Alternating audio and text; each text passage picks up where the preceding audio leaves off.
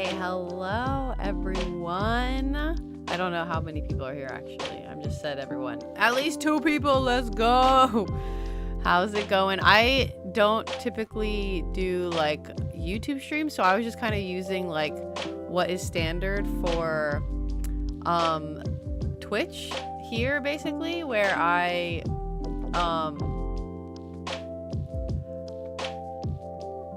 am like, I have a little bit of wait time for people to get in, and then so I figured 5 minutes is a decent amount of wait time, but we're not going to get right into HOFAS. I figured with Super Bowl and stuff happening, maybe some people won't be able to join until later or something. I also just, let me double check that you guys can hear everything.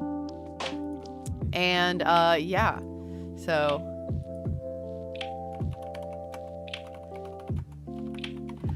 it'll be a lot. First, I'm gonna be like, we're gonna be voting and stuff. I thought there was like a voting system in the chat of YouTube, which, because there is on Twitch, but there might not be, so it might just be like, I mean, not that, you know, for the upcoming things. Let me just go ahead and start the whole plan, because I have like very loose notes, because I like to a degree trust my instincts to just talk, but also I didn't want it to feel too like rigid and structured, like too much.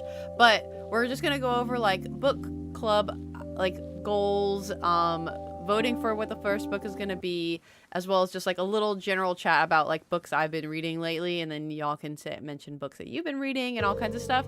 And then so I figure that'll take like 30 to 45 minutes, so it shouldn't be too long. And then we're gonna get into the good stuff for the HOFAS discussion, because that's gonna take up the time.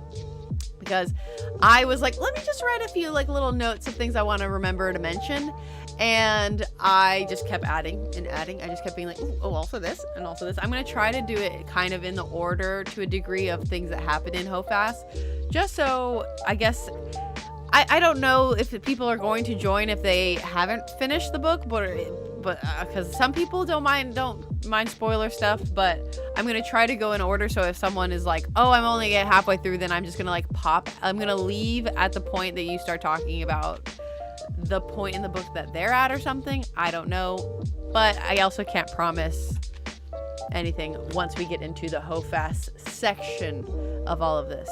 So yeah, I'm so happy that we're doing this. I also like not a reluctant title, the like temporary title for this, like I guess it's a podcast like thing, but like book club, I just named page Pixies, because I spent for so long, I did a whole word map where I was like, oh, what are words that have to do with books and like fantasy, but also kind of like, I don't know, sprout related, because you know my name and stuff. So yeah, we're working with stuff. We're trying to figure it out. If anyone has any other fun ideas for a name for the book club, we can change it.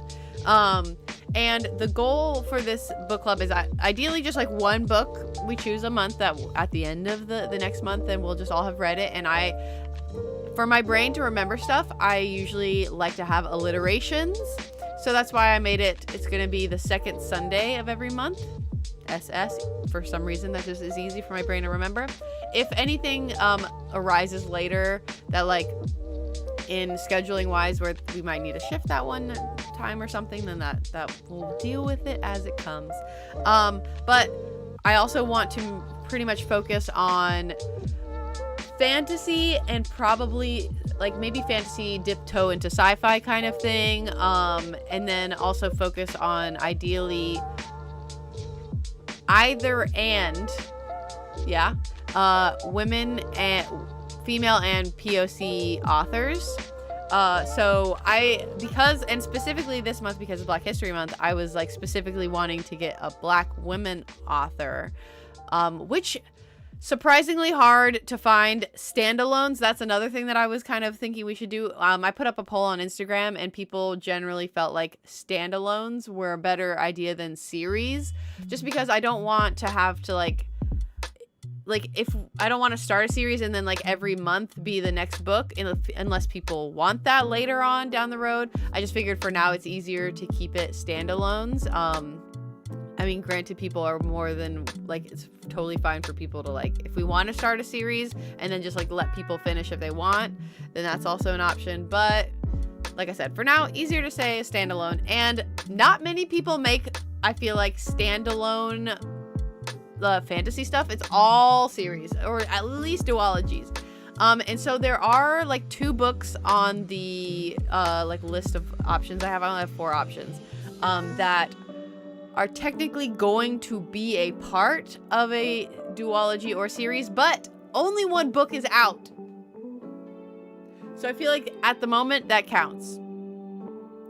Also because there's 1 book that I really wanted to put on the list because I've just been hearing a lot about it. So I really wanted to do that book, but I'm not going to influence the poll or anything, but you know, and I'm not sure if I want to do like a mix of people who are here and people who like maybe do like get a feel for what people that are actually in the live stream want, as well as like do an Instagram poll, which I might do a combo of the 2. And so we might not know for sure what book is going to be by the end of today, but we'll see. And I will be I have a Discord channel that I want to make more book related, because a little history, I stream on like Twitch, like video games and stuff, and I did that for a lot of years.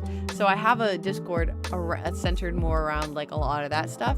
So I want to kind of revamp all of that and make it a little more book related, so people can talk about the books as we are going through it on Discord, and not solely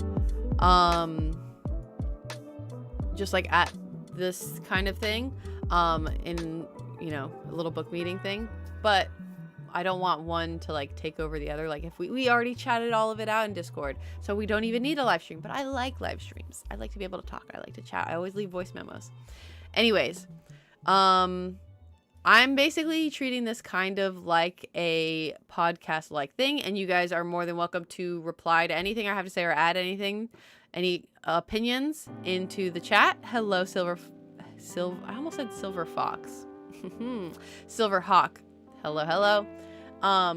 So yeah, I just wanted to put it out there that I want people to engage in chat if you have anything that you want to add to what I'm mentioning. And I'll show the books that I have chosen to be like the 4 things that we will choose from to read this month. Oh wow! Oh, Kumax, I love Kumax. We've been friends for quite a while, so that's so wonderful. I've done a handful of videos with her back in the day. We've been meaning to try to do stuff again, but yeah. So right now I'm streaming a little book club kind of thing, and because I'm just the first time doing it, trying to find books that we want to read. So I'm gonna go through, kind of give a little synopsis of what these books are. And then we can figure out what we're going to want to read for the next month. Because, you know, or if you just want to, if any of these sound interesting, you want to put them on your Goodreads or something, then that's also a thing. I should have put my Goodreads account in, like, my link to it in the little description of the, this live stream, just because, you know, first of all, Goodreads, absolute trash to like search for people on it. Impossible. I don't understand why they made it so difficult, but they did. But I just feel like in general, because it's like a, you know, Amazon owned thing, that because they just put so much effort into Amazon, they're like, I don't give a shit about Goodreads. And I'm like, cool, thank you so much. So they don't care about the UI very much of it. I feel like it hasn't changed in like a long ass time. So, yeah, these are the books, like I said. So the first one here, Fae Bound, it is a romantasy. So this one will definitely fit more along the lines of like the types of book that I typically read. And then I'm sure a lot of y'all typically read, especially because of your HOFAS people here. But I'll go ahead and read the synopsis just so we can get an idea of everything. Okay. And I'll try to be as least cringe as I can when I read this. Divided by blood, imprisoned by fate, bound by desire. Welcome to the intoxicating world of the Fae. Yurin was born on the battlefield, lived on the battlefield, and one day she knew she'd die on the battlefield. As a warrior in the elven army, Yurin, I hope I'm saying that right, Yuran has known nothing but violence her whole life. Her sister Lettel, her sister Lettel is trying to make a living as a diviner, seeking prophecies of a better future. When a fatal mistake leads to Yuran's exile from the elven lands, both sisters are forced into the terrifying wilderness beyond their borders. There they encounter the impossible, the Fae Court. The Fae haven't been seen for a millennium, but now Yuran and Lettel are thrust into their seductive world, torn between their loyalty to each other and their elven homeland and their hearts. I don't know if this book is spicy at all, but it does have a LGBTQ tag on Storygraph, which is bonus, very fun. So that is option 1, which I'm gonna be real, that's the one I'm leaning towards. But all of these, the books that I've have here are things that sound interesting to me, and I think would be like adjacently interesting, like to other people besides myself, so yeah. So the next one here, we have The Monsters We Defy by Leslie Penelope. And by the way, Leslie is spelled Leslye.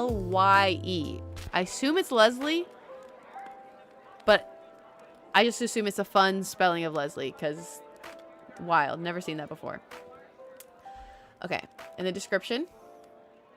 Oh wait, actually this one, just so you know, like the tags, it is like a historical fantasy. So first one is probably the most like something that people here would want, like a romantasy, and then it goes, kind of further from that, but it's still all fiction, fun stuff. Anyways, description for this, The Monsters We Defy, which is this second one here, where my hand is behind over here. I wish I could go in front of this, but I can't. Anyways, Clara Johnson talks to spirits, a gift that saved her during her darkest moments in a Washington, D.C. jail. Now a curse that's left her indebted to the cunning spirit world. Wait, I feel like... Now a curse that's left her indebted to the cunning spirit world. Okay, I just read it with a different, different emphasis. So when the Empress, the powerful spirit who holds her debt, offers her an opportunity to gain her freedom, a desperate Clara seizes the chance, the task, steal a magical ring from the wealthiest woman in the district. But Clara can't pull this daring heist off alone. She'll need help from an unlikely team, from a jazz musician capable of hypnotizing with a melody to an aging vaudeville actor who can change his face to pull off the impossible. I wish I could find out what the spice level was. I need to look. I don't know how to, like, the thing is, Goodreads and like Storygraph don't tell me that information. So, because I don't know, I like a little bit of romance sometimes. But last little section here. As they encounter increasing obstacles, a dangerous spirit interferes at every turn and conflict in the spirit world. Oh, conflict in the spirit world. Oh my God, sorry. Don't read out loud often. So, conflict in the spirit world begins to leak out into the human world. Along DC's legendary Black Broadway, a mystery is unfolding, one that not only has repercussions for Clara, but all of the city's residents. So this one feels like we were saying, historical fantasy, so it's like based in our world, but with like a sides fantasy world kind of thing.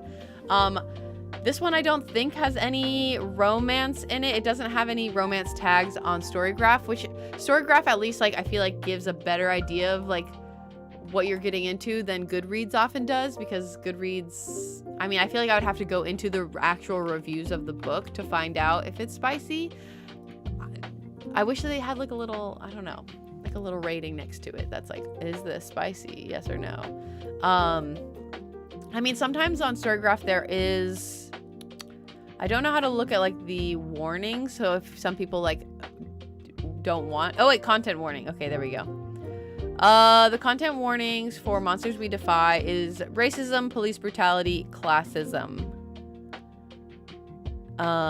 So more serious is the Monsters We Defy. The Feybound one, let's see, animal death, war, murder. Okay, moderate sexual content in Feybound, which makes sense. I just feel like anytime there are Fey, they're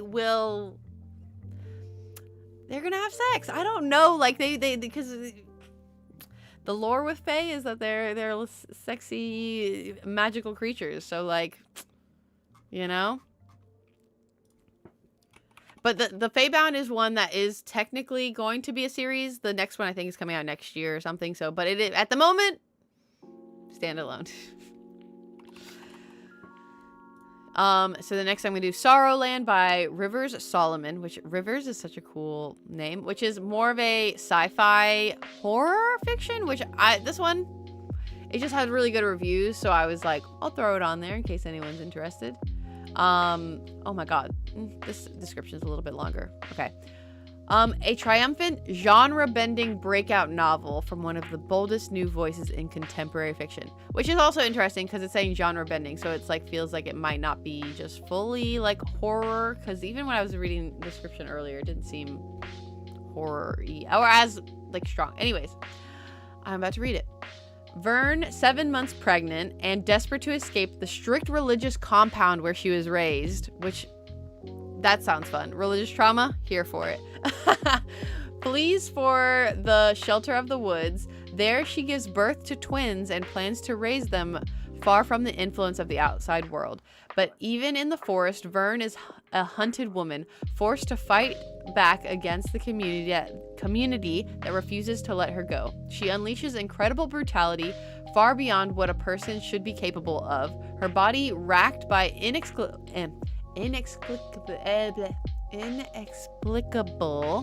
and uncanny changes. To understand her metamorphosis and to protect her small family, Vern has to face the past and, more troubling, the future outside the woods. Finding the truth will mean uncovering the secrets of the compound she fled, but also the violent history in America that produced it. River Solomon's Sorrowland is a genre-bending work of gothic fiction. I love a gothic vibe in a book I've been finding recently.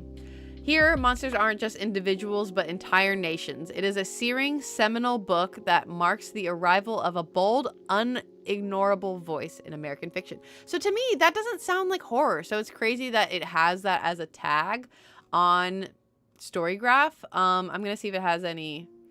It doesn't seem to have any sexual content. So not spicy. No. I'm joking when I say that. There's plenty of books that I've read that do not have sexual content in it, and I love them just the same. But sometimes it can just be a little fun. Anyways, and then The Space Between Worlds is a sci-fi book, and it is also something that is planned to be a series. I think the second one is coming out next year. Also, if you see this over here, this is my cat. Her name is Munchkin, and she sometimes yells. But so the next book isn't supposed to come out till next year. I don't know if it's a series, a whole thing, a trilogy, a duology. I don't know how many books it's supposed to be, but at the moment there's only one book out. So if there's only one book out at the moment, then you know it is what it is.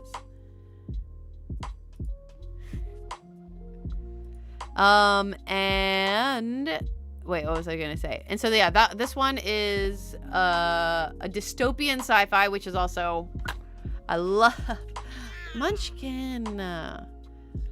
She's yelling. I told you she loves to yell. Oh my god, slap me with your tail. Love it. Thank you so much. Anyways, this one also has a tag of LGBTQ, so that's, I always like if there's elements of other types of relationships, because sometimes it's really boring to only just see plain old straight relationships.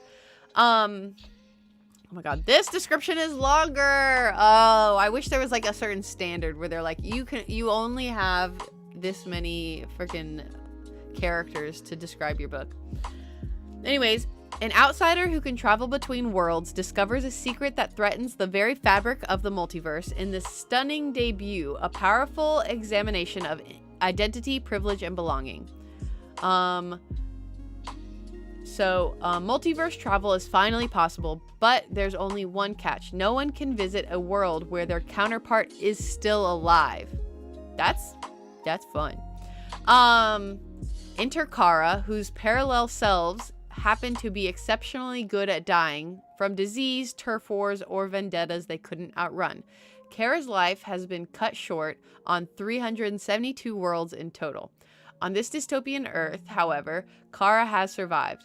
Identified as an outlier and therefore a perfect candidate for multiverse travel, Kara is plucked from the dirt of the wastelands. Now what once made her marginalized has finally become an unexpected source of power. She has a nice apartment on the lower levels of the wealthy and walled-off Wiley City. She works and shamelessly flirts with her enticing yet aloof handler, Dell. As the two women collect off-world data for the Eldridge Institute, she even occasionally leaves the city to visit her family in the wastes, though she struggles to feel at home in either place. So long as she can keep her head down and avoid trouble, Kara is on a sure path to citizenship and security.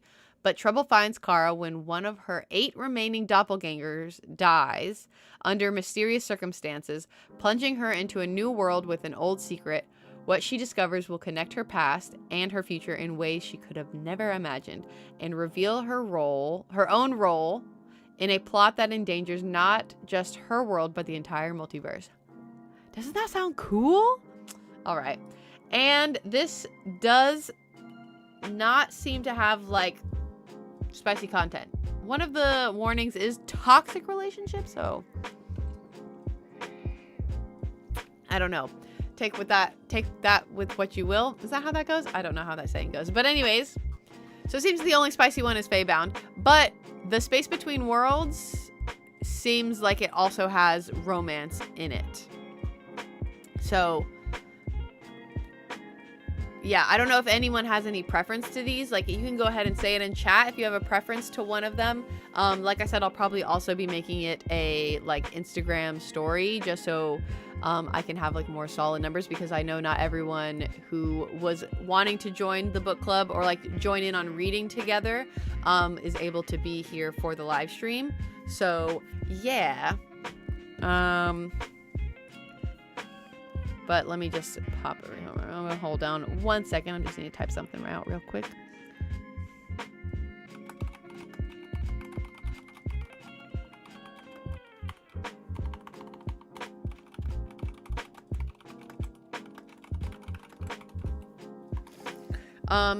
Also, I don't know how much delay there is between me and the chat. This is also something I need to figure out. I think that there's something I can change there. I don't really know. I don't think I can do it while I'm live.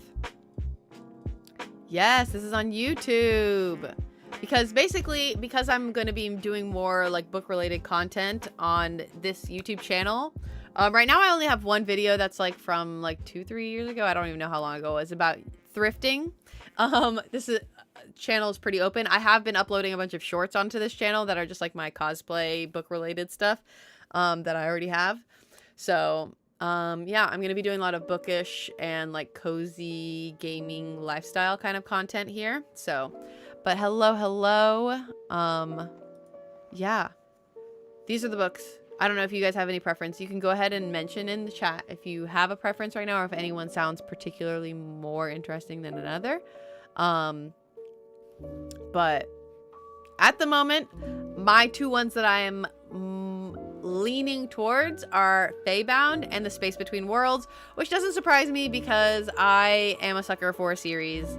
I saw on I've been using Threads a little bit recently because I'm like have a pretty clean slate there, but people were like, someone asked like, oh, do you prefer standalones or series? And in my mind I was like, doesn't everyone prefer a book series? Because like you can just go so into it. At least if you're like fantasy-ish reader. I just feel like it's hard to get fantasy standalone books.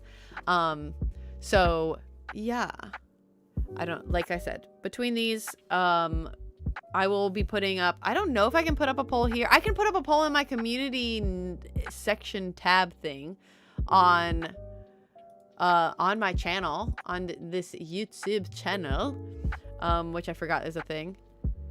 Yeah, that's kind of what I was thinking. It sounds really, really cool. I've never heard of that, like, concept of, like, only being able, I mean, it makes sense in time travel and stuff that usually, I'm not doing spoilers right now. We're not talking about HOFAS yet. But, what was I saying? But yeah, I feel like time travel, usually there's, like, rules about, like, not seeing yourself, but it just, like, breaks the universe instead of, like, you just, but this is, like, traveling between, I don't know. I love this kind of shit. Between Feybound and Sorrowland, but open to all. Okay. Very same. I'm gonna go ahead and make it a poll, I guess, on the real, like, parallel universe interdimensional type stuff. Yeah, and also this could be a thing where, like, if this one gets, like, first place and the other one gets second place, we could do the next one next month, like, you know. So let me put it here. The monsters we divine. I didn't even think to do a community poll. I thought that I could do it in chat, which I may be able to, but like I said, this is my first time streaming on YouTube, so I'm not totally sure how the YouTube streaming stuff works. I'm still learning. So do you want for, wait,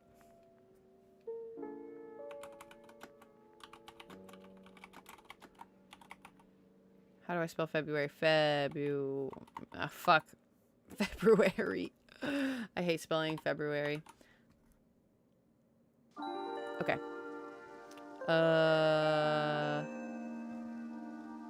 And then I can share it, I guess. I don't know exactly what that will do. Why can't I just...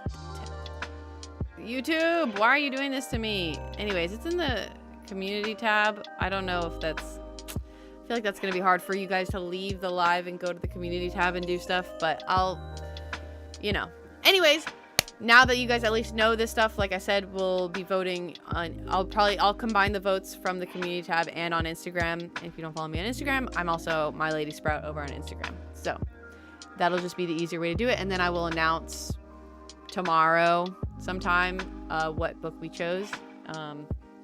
I'll announce it on all the social medias. I'll put it on Twitter. I'll put it on Instagram. I'll put it on my community tab on YouTube. Just so everywhere everywhere I am, you'll be able to find out that information. So, on to the next thing. Spoiler-free talk about the books that we've been reading. This is going to be a short section. I just want you guys us to be able to chat about books that we've been enjoying.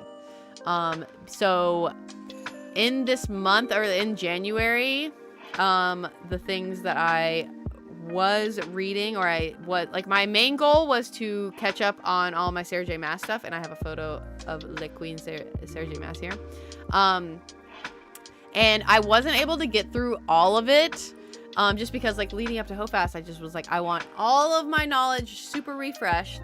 So I was able to get through Aka War. I also prioritized Akatar over Throne of Glass. What will be the rate we're expected? What's the rate we're expected, except, like, amount of chapters between meetings? So the way it's going to work is we just once a month, and then by the next one, so it's going to be the second Sunday of every month, and you just have to finish the book by then, and there's no, like, rate that you have to do anything at. I want it to be pretty chill. And then I am going to be fixing up my Discord so people can talk about stuff throughout if they want. But also you can just hold in all your thoughts, and then we can talk about it on the next live stream. Or if you missed the live stream and you still want someone to chat about it, you can probably just DM me on Instagram or whatever. I'm always down, or like Twitter or whatever. I'm always down to chat about books. So that is the goal. So basically just a book a month, and we just have to try to finish the book from the that we had decided in the previous meeting, what book we're going to finish by the next one. So just a book a month. very low pressure.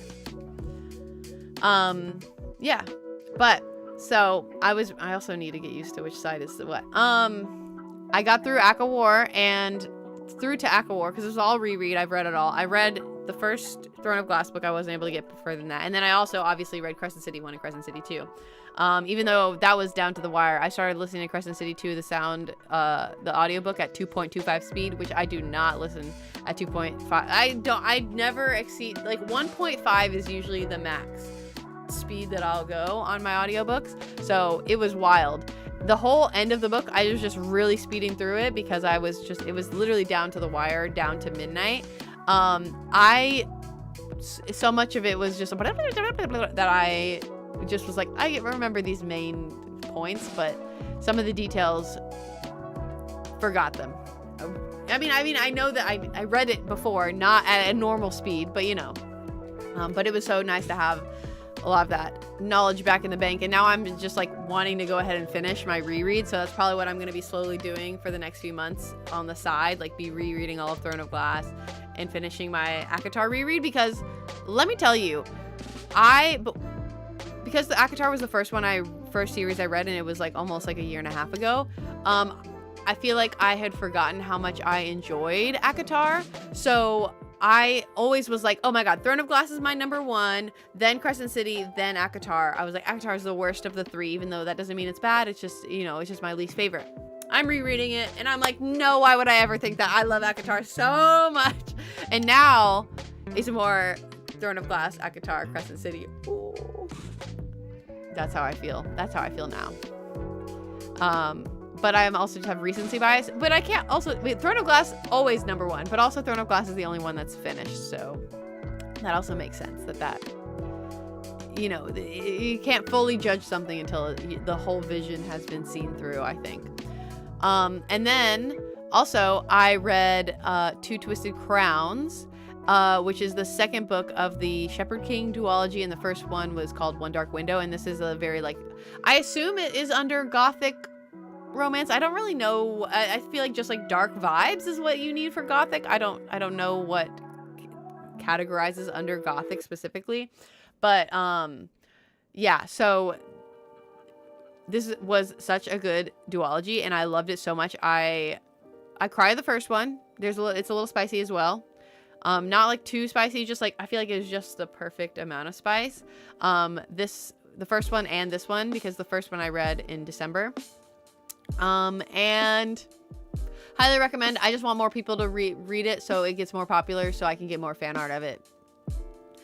And also one thing that annoys me about most of the fan art, which there isn't much, most of the fan art is pretty all right, but this is just an all around thing that all fan art has a problem with. I feel like when there's like descriptions of people that aren't like very like typically what we see as like traditionally beautiful, they don't draw people that way. So like one of the main guys that he describes as having like a prominent nose, and it's like something he's kind of like insecure about a little bit, or like not that it's like a big point that it is, but like he talks about his nose being a prominent nose, and that's like a feature of his face. And I feel like people are drawing him just as like a very typically attractive normal dude, and I'm like, big nose representation, please. He's supposed, like, I think he even supposed to have like a kind of like a crick in his nose, like from the side, like it's not like a beautiful straight nose or anything, like.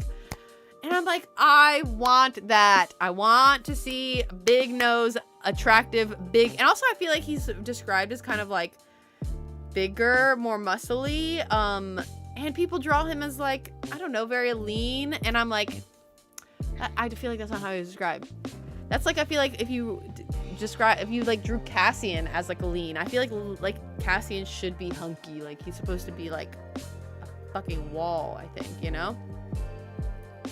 But to each their own. I have a problem sometimes when people do that with some of the like, you know, just general, a lot of the protagonists, and they make them look very like traditionally beautiful, like they have like a lot of like modern makeup and stuff. I'm just kidding. Anyways, my own gripe. That's a fan art thing, not anything to do with the book. The book is amazing. I love the book. I gave both books almost 5 stars.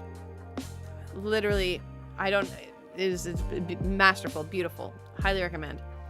And also, you guys, if any of you guys have some books that you've been reading that you want to throw out there, go for it. Put it in the chat. And then right now, I am finishing Ruthless Vows. And let me tell y'all, it is beautiful, wonderful. I love it so much, and I'm so close to the end. Like, I'm like 2 hours from finishing the audiobook, and I can already feel like I'm gonna cry. I've been waiting till I can kind of listen to it in one go, so I don't like listen to it in chunks, because sometimes when I do that, then like the emotional impact isn't as strong. So then I don't cry, and I love crying to a book. It's my favorite thing. Favorite activity is crying to a book. So this is the second book as well, to Divine Rivals, which Divine Rivals was really popular last year, and this one came out right after Christmas, and I tried to start reading it right after Christmas, but I was on holiday, so I wasn't able to start until like literally like a week ago.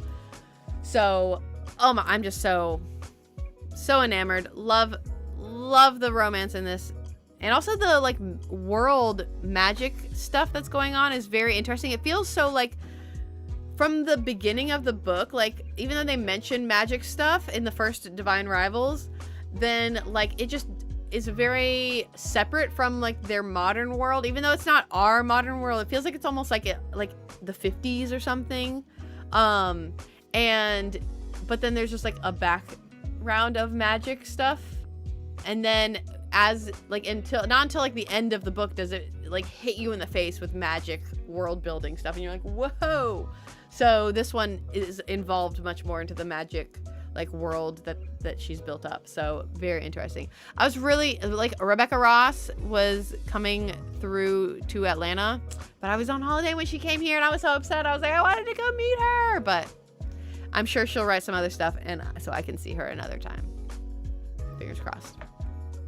But now that's basically what I want to talk about. I'm going to give you guys a little bit of time if you want to mention anything else, but also there is a decent bit of stream delay. But next we're going to be, talking about what we all came here to talk about, and that is House of Flame and Shadow. And I was so spot on my guess of how long that first stuff would take. I said 30 to 45 minutes, and it's been 45 minutes. So I would just like to pat myself on the back for having accurate time management there, because I'm very bad at typically telling how long things are going to take. So,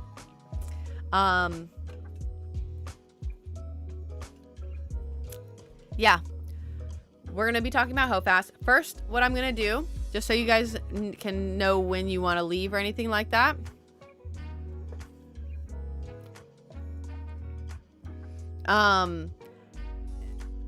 Let me see.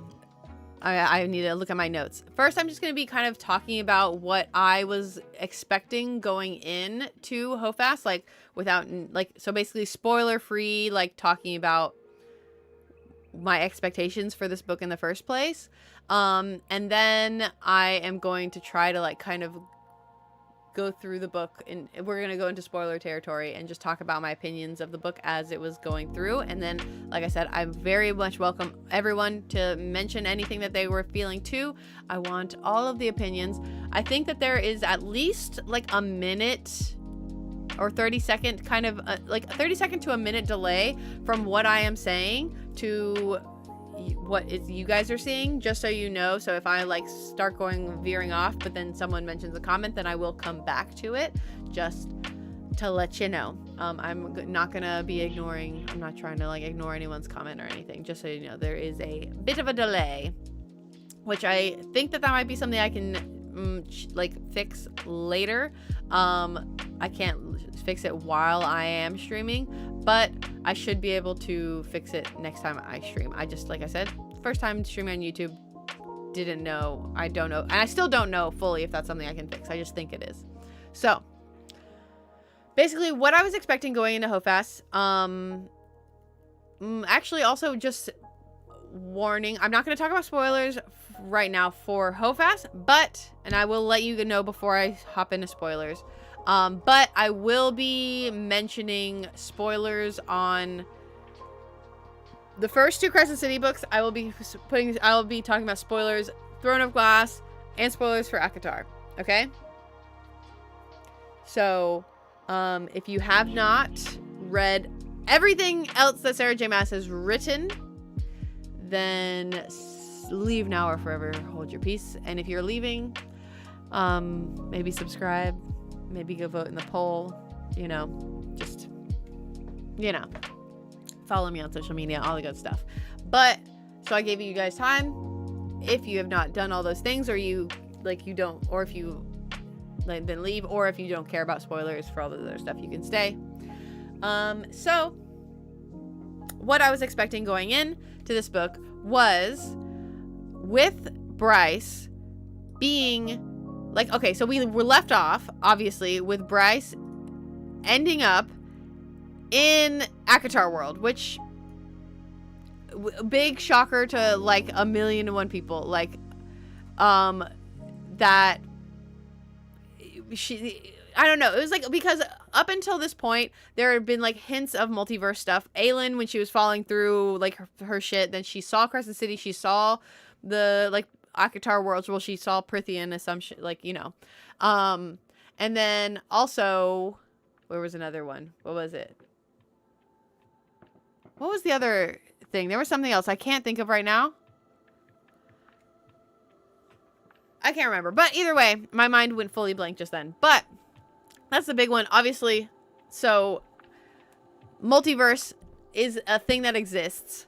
And also there have been small ways in which she's connected her worlds, or there's a lot of similarities in mates and fae and all kinds of stuff between all of everything she's written. So people have been expecting, to a degree, some sort of crossover at one point. So when she ended up in ACOTAR world, fucking nuts. So I expected it to not be so buddy-buddy, because it just makes sense that she's a threat kind of thing, but I figured that maybe eventually they would come to an understanding, and not that they would come and help. I never at any point thought that ACOTAR people would step into the world of Crescent City, because Sarah J. Maas had said before that she was not going to make anything happen to ACOTAR characters that were permanent, that she couldn't outside of their own thing, the next ACOTAR book is going to still happen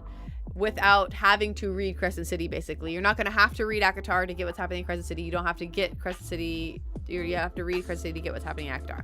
So that's why I didn't think anything major was going to happen. I didn't think any ACOTAR characters were going to die. I didn't think Bryce and Azriel were gonna get together, which is a thing that a lot of people thought. I didn't think that they were, I just didn't think any of that. I figured that because there's a lot of hints that not hints, that a lot of the powers that the Fae in Crescent City world in Midgard have are very almost very low level powers of what people in the ACOTAR world have. So I figured, and also they seem to not have a full understanding of how to properly utilize their powers either in Midgard. So I thought that Bryce was going to have a little bit of a training arc or something where people were going to kind of talk with her. So he was going to have some sort of consultation or something with Helion about her star power, because I figured it was very similar to the day light kind of thing. That was what I was expecting to a degree. So very light level. Then she was going to be oh, thank you for teaching me how to use my powers. And also through that learn lore, world building stuff. And then she was going to leave to be oh, thank you for teaching me all this information. I'm going to go. You guys don't have to interfere in your world. You don't have to do anything. I'm just going to go with the knowledge that you've given me and save my world. Thank you so much. And I never thought that we were going to actually fully interact or get into the Throne of Glass world at all. If anything, I thought that if they a phone in or something to maybe not Aelin, but someone from that world, or how they had the hologram thing, something like that, where you can communicate with someone from another world. I thought maybe a Hypaxia or something could do something where she could ask questions about what assumption of whatever the Asteri are, Volg related, all this sort of stuff. That's what I was expecting. And then obviously I figured there was going to be some Asteri killing, or information about how to kill them. And so that was what I was going in expecting. And I feel like I have my expectations fairly low in terms of the span of what the multiverse was going to bring us. And I know a lot of people had crazy big multiversal like things that they were hoping. They were like, oh my god, I can't wait for Cassian and Azrael and Reese to have guns. And I'm like, I don't know. And then also like, I don't know. Like, I think that people thought that Akatar people were going to come over and help out and stuff like that. And I'm like, okay, you think that? Or like if like Bryce was going to become a Valkyrie, be able to like ride a Pegasus, like all this sort of stuff. And I was like, that would be cool. But that there's a lot of explaining and things that have to happen for all that. And also like a decent amount of training. Anyways, now that I've said what I was expecting, I don't know if anyone wants to mention what they were expecting going in. Once again, anything I say, I just like echo onto you guys. I want you guys to mention your same thought process or what you thought, or like the question that I'm answering. I would like you guys to also feel free to answer on your end in the chat. Okay. So because I can talk and talk and talk, so I can just keep on going and going. But so now I'm going to go into HOFAS spoilers. So if you have not finished this book, or you like don't care about spoilers or whatever, either way, I'm just saying spoiler warning, basically. I don't feel like I have to explain to people like what spoilers are, and like if you want, you basically continue at your own whatever. Why can't I think of words right now? Anyways. I'm just trying to give people time, okay? Leave if you have not finished House of Flame and Shadow. Are you still here?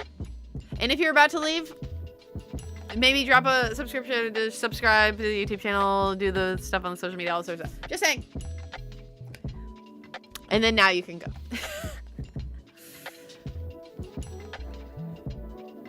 Okay. I feel like that's a good amount of time just waiting. Alrighty. First of all, I'll give a quick overview. I gave the book 3.75 on Storygraph. I did give it a 4-star on Goodreads, which doesn't sit right in my heart. I have been thinking about moving it down to a 3-star, just because 4 is giving it a lot, I feel like, you know? Especially because I'm in between a 3.75 and a 3.5. And I had fun. I did have a lot of fun. I was actually talking to someone who has read Iron Flame. Not that I'm going to spoil anything for Iron Flame, but I felt similarly about this book that I did Iron Flame to a degree. I like this book more than Iron Flame, but that I loved how much world building that it provided, but a lot of the relational things that happened and character things that happened, I was not a fan of. So that's like the general opinion that I have going in, like after finishing this book.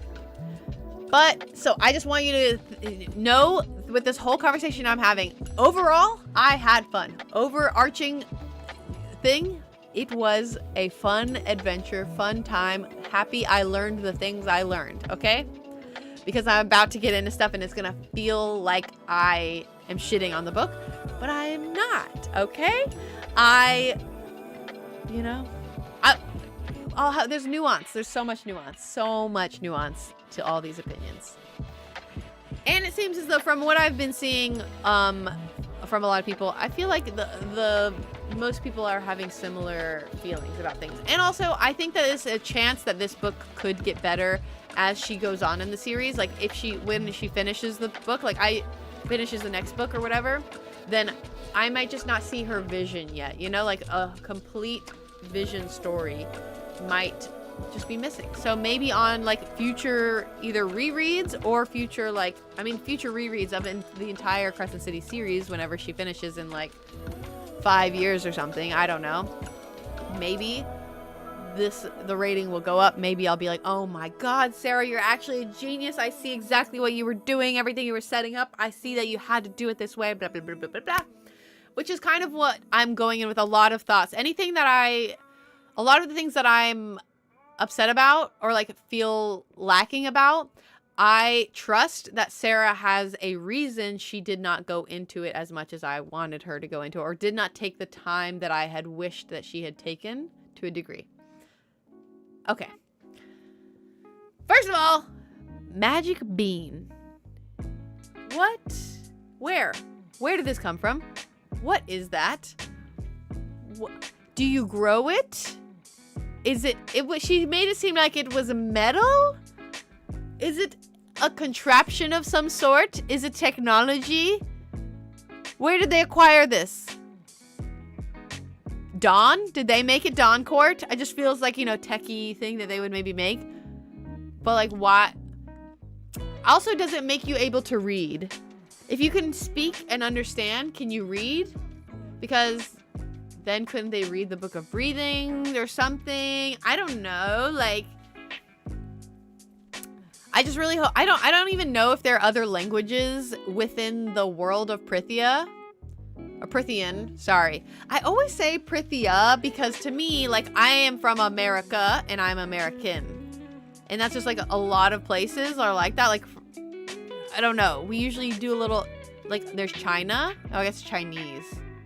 I'm an idiot. Anyways, mainly because American. I always feel like it should be Prithia, and then everyone is Prithian. Anyways, so if I say Prithia, that's why. Anyways, this bean. I don't know if there are other languages. I feel like in most cultures there should be, like, especially if you're like separated by land masses and stuff, there really should be multiple languages. I never really thought about it until literally this magic bean. That it doesn't make sense that if there's one universal language that everyone on Akatar world speaks, which also, why the fuck didn't we get a name for the world in which Akatar lives? Bryce was like, oh yeah, there's like these like legends about, and she like named, there's Midgard. And she named like 2 other universes where she mentioned that they had like, or no, maybe it was one. I don't remember exactly, but she named some worlds that had supposedly been able to kick out the Asteri. I don't know if one of the ones she named was the Throne of Glass world. She didn't like make that full connection, but my assumption is the other one was like Ithaca or something along those lines. I'm just throwing out that name. It was something along those lines. But when I was reading that, she was like that, and this world, or and another. And she was like, I assume this is the other, or something along those lines. But she never gave us the name for the world in which Akatar is in, even though she seemed to have had the knowledge. She was listing these other 2. Why doesn't she have the name? Is it just an unknown? Is that missing from your trove of your like libraries and shit?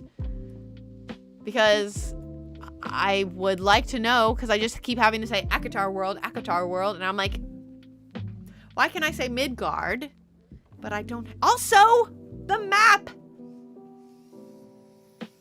Why did we not get a bigger map? Why did we not get a bigger map for Crescent City? We still only got, I was hoping to open. I didn't necessarily care if she gave us an Akatar map, whatever. I don't give a fuck. I wanted a bigger map of Midgard. There's still just the Lunathian map. I'm like, you guys maybe spent, it's even giving it to you, 25% of this book in Lunathian. Every other part of this book happens outside of Lunathian. Why did you not give me a bigger map? You tell me, oh yeah, we're in this place where her parents live. Oh, where the Asteri's like eternal city, whatever the fuck. Over here, like in the ocean. Where is the ocean? Which side? Which way of the ocean? Ocean all around? Is it an island? Where are you in relation to other things? I want to scope out, please. I'm just upset about it. Okay? I love a map. my brain, if you just say, oh yes, this is north of this, and then there's beside this, and next to a valley, and blah, blah, blah.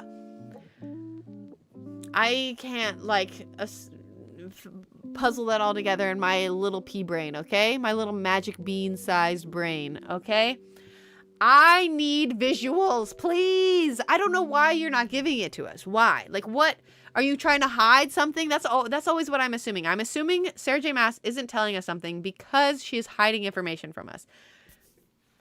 But what could you be hiding? What? Just even give us, like, a sliver. Don't even, like, I don't... Why? What? Anyways, I fully forgot about the map. That isn't even in my notes. I just remembered that I'm pissed about the map. Back to the magic bean. And the fact that we don't have a word for the Akatar world. Oh my god, sorry. I just feel like, I need a little drink after that. I was just going on my little rant there. I'll also give you guys time if anyone wants to reply to anything. Because, you know, oops. Dobby TikTok, I just popped it up. Okay. So, the way I know I'm talking about the magic bean again, but it's not. It's more just that I think that other things could have been done to do the same thing the magic bean did, because in Akatar world there have never been like ingestible like magic things really, other than like the Feybane like thing, like the like not solution, the antidote kind of like medicine kind of thing to like prevent them from dying from Feybane attacks during Aka War. That's the only one that like is any sort of ingestible, but that just felt like it was like medicine. It didn't feel like a magic item of any kind. Everything else has been like mirrors and necklaces and rings, and I feel like it easily could have just been something like that, like a ring that you put on that then makes it so you can understand everything. A translation ring. I feel like that just fits more in the world in which the magic world she has built to Akatar. So it was just a little nitpick of just like, why did you have to make it a bean? And the only reason I could think that she made it into a bean is because she needed to have Bryce like take in magic to then activate the like horn glowy thing that happened. And so, like, she couldn't have, I guess, done that but I feel like it wouldn't have been, like, crazy if a ring did that. Like, the ring imbued her with power and then it, like, shot up her arm and into her back or something. You know, like, I don't know. Like, I feel like there could have been a way to do it with an object instead of an ingestible, but... Okay. I just am so curious. I have too many questions specifically about the magic bean. Did Elaine grow it? Did she use her like weird magic to make a magic translation bean? No clue. Anyways, enough about the bean.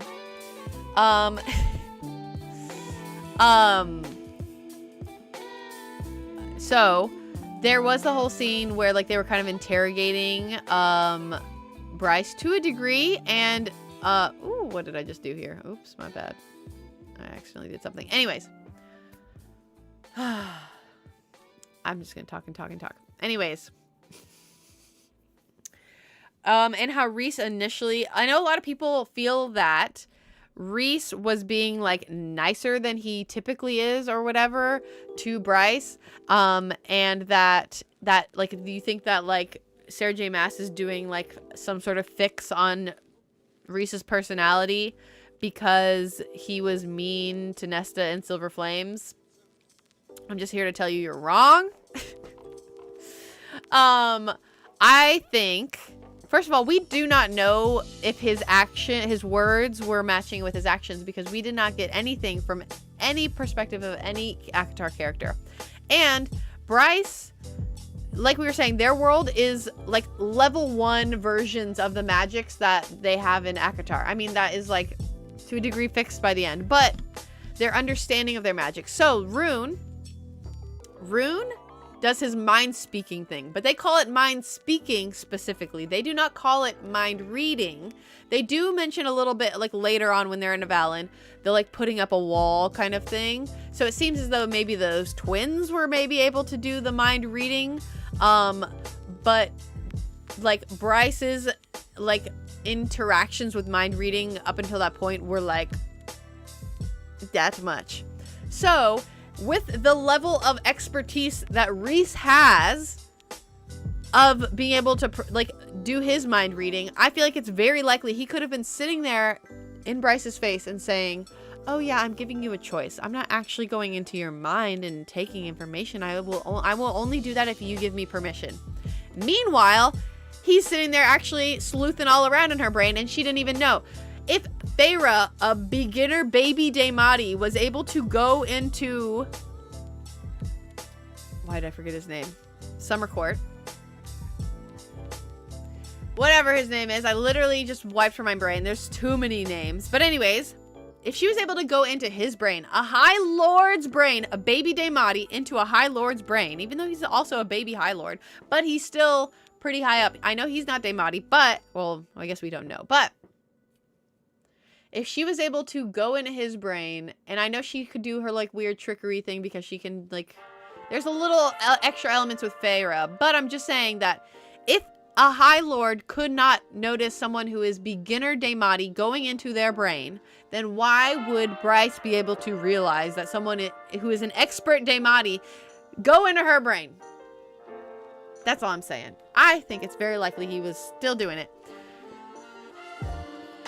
I feel like everything I talk about is gonna feel like so nitpicky and tiny, and I can talk about it for like 30 minutes. Anyways, so I think that Reese wanted to appear as though he was being to a degree kind and stuff, because there was no benefit to like just torturing her or anything like that, because they don't know what power she had. She was just a fully unknown box, so it's easier to just put her in a room and wait. And also, I feel like that could be a reason why they did that, because Reese was in her mind and found out that like she doesn't have any ill intent towards them. She truly is fucking confused and all this sort of stuff. So that's how I feel about that specific, very minor thing.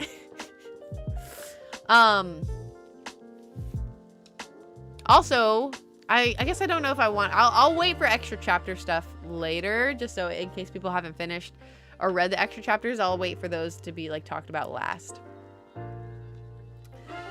Anyways, I'm literally only like a chapter into the book in terms of all of me mentioning almost all my opinions. The fact that I spent like 10 minutes specifically talking about the map, I don't know if it was 10 minutes, I'm just saying that, but crazy. I mean, I'm gonna do a real quick, I'm gonna do a Be Real, just so you know. Wait, where is it?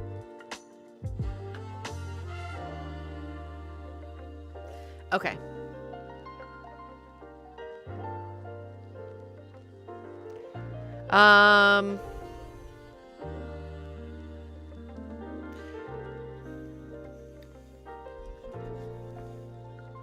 Next. Oh, so they were doing the thing, interrogating kind of thing. Bryce, let me tell you. This is where she started with her idiot moves. Her idiot dumb actions, okay? I have some bones to pick with Bryce and the actions she decided to take throughout this entire book. I don't think it's outside of her character to make these actions. That is not the complaint I'm having. I just hope that she would have been a little smarter in some of these. The fact that there was that like mysterious drain in her little room, and then she was like, you know what I think is a good idea? There's some weird, sounds like there's monsters down there. Instead of me waiting or just like actually trying to have a conversation and talk with these people, I'm going to risk maybe dying? She didn't know what was down in the pit. She just was like, The vibes from that pit make me feel like I would be fine. And I mean, she was, but like, I just feel like the chance of her actually not getting hurt was like this small, especially compared to like, she could tell that everyone else's power levels were like way higher than hers. And the fact that she's like, you know what? Mystery world, mystery monsters, mystery people. Let me go into the mystery pit. I'm totally gonna survive. And that's my biggest thing. Like, she just kept making dumb actions. And the whole time I just kept thinking, oh, she's gonna get her comeuppance. Like, one of these dumb actions is actually going to result in the worst case scenario. Because at one point I just feel like your actions have to have consequences. And this is just a thing amongst a lot of characters. They just were able to get off scotch-free with stuff that I feel like they should have not gotten off scotch-free. And I don't know, once again, if this will be a thing that Sarah J. Maas will talk about in the next book. I can't imagine. It does feel like she was like kind of putting a bow on Bryce and Hunt for this book, so I can't imagine her doing very much more progression on their characters, at least like any in-depth character development on them. So I feel like what we're getting with them is what we're gonna get. Anyways, goes down into the pit. Thankfully, the things didn't attack her. Insane. So lucky. Plot armor, you know, if you will. And then she's like, oh, I got all this sort of stuff. Then not Bryce, she's there. Nesta came, and instantly I feel like they were hitting it off. It was very nice. Also want to go into this letting you know that I am a neutral Nesta girly. I mean, I haven't reread. I'm about to reread Silver Flame, so maybe this opinion of mine will change. But I have always been someone who is pretty neutral on Nesta. I do not love Nesta, and I do not hate Nesta. I'm just like, I understand her as a character. I just do not relate, and I do not typically, like, I just don't relate, and I don't think she handled any of, like, a lot of her situations well, and that's fine. And so that's the thing. I always try to over-explain myself. Baseline, I do not relate to Nesta, so therefore I feel neutrally about her. She is a badass. She is, like, you know, doing lots of cool stuff. I do think that this side of Nesta that we saw in this book feels like a slightly different altered Nesta that I would maybe like more.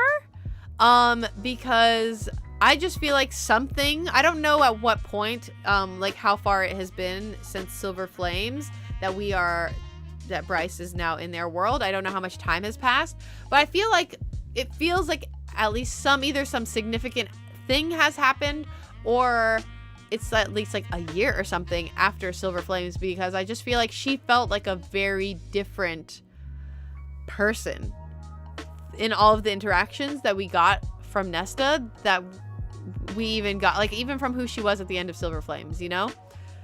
So maybe I'll end up liking Nesta in the next book, next ACOTAR book that comes out, or maybe I'll end up loving her. But it was just crazy. It just felt like something had changed, and Nesta felt like she had progressed more in her, like, internal journey that she's going on. And then on top of that, her relationship with Azrael has also, like, gotten a lot more loving, which was crazy. Like, something has to be in no ways do I mean at all a relationship, like a romantic thing between Nesta and Azrael. I went on Tumblr today to be like, let me look at some theories so I can maybe talk about some things that people were feeling, blah, blah, blah, to joggle my memory, to talk about stuff on this stream.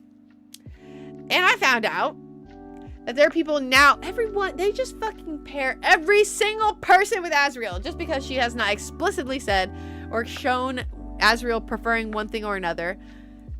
People are doing Nezreal. What?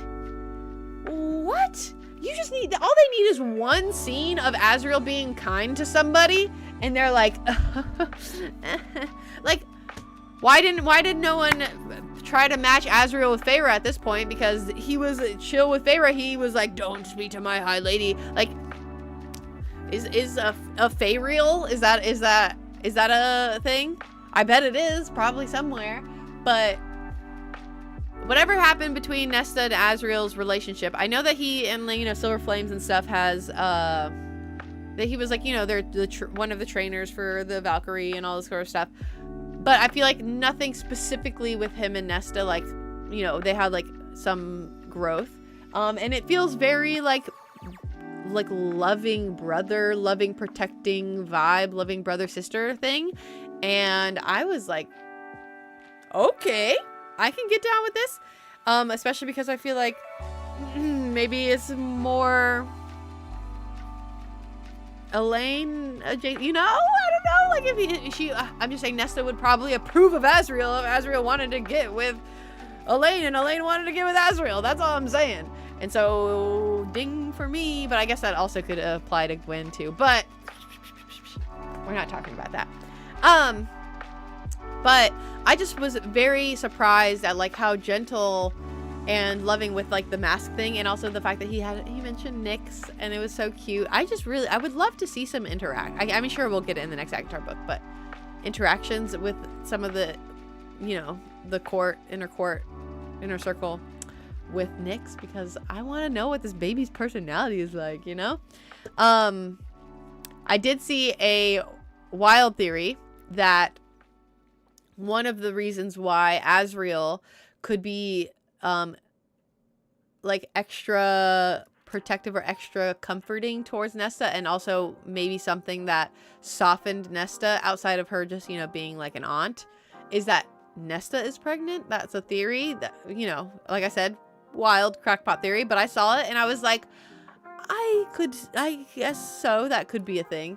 And you know, I mean, granted, it's one of those things like, why would they even let Nesta put herself into that situation if she was pregnant? But also Nesta does what Nesta fucking wants, so like, oh my, okay. So, but either way, Nesta and Bryce had like lots of like wonderful, like, I don't know, they were vibing. And also the second that Bryce like left them with the Midgard worm, which, by the way, Midgard worm, so fun, little reappearance, and also it shows how fucking crazy it was that Feyre was able to kill it, and also how it was like almost like, not that she did it intentionally, but ingenious of using its own, like using bones, like it's almost like only a non-magical being or something that can kill magical beings or whatever, because she had to use the sword, whatever, can be used at Midgard, could be killed. Oh my god. What I'm trying to say is that unintentionally, I feel like Amarantha put up a enemy for Feyre that only a human, or like a human, is more likely to be able to kill, because they wouldn't be so dependent on magic, because it like absorbs magic, is what it made it seem like. When Azriel was shooting stuff at it, it was absorbing it. So like, because Feyre at the time couldn't use magic, so she used like bones and stuff, like, so like I feel like she was actually at an advantage because she was a human at the time instead of a magical being. And only Nesta, with her like weird sword that can kill an Asteri, so it's a very special sword, was able to kill the Midgard worm. So, right now, also mask or whatever, but not even with her sword. She couldn't do the sword. That's what it was. She had to do the mask because they used bones, just like Feyre used bones. Anyways, I just thought it was very, very cool that, like, to show that, like, how hard it was for Feyre that it was actually such a crazy thing that Feyre was able to beat that thing, and that because she was a human, it was an advantage to her and not a disadvantage. And to me, those little things, I'm like, ooh, SJM. Ooh, okay. Anyways,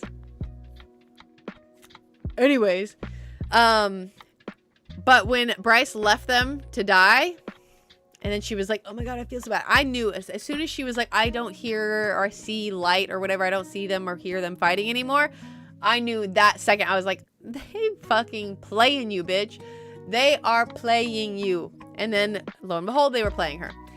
Because it's really funny to me. This is where also it started that Bryce, I think, for too long depended on people to have assumptions of her that she was just like a dumb party girl, and she like leaned on that too hard most of her life. And obviously,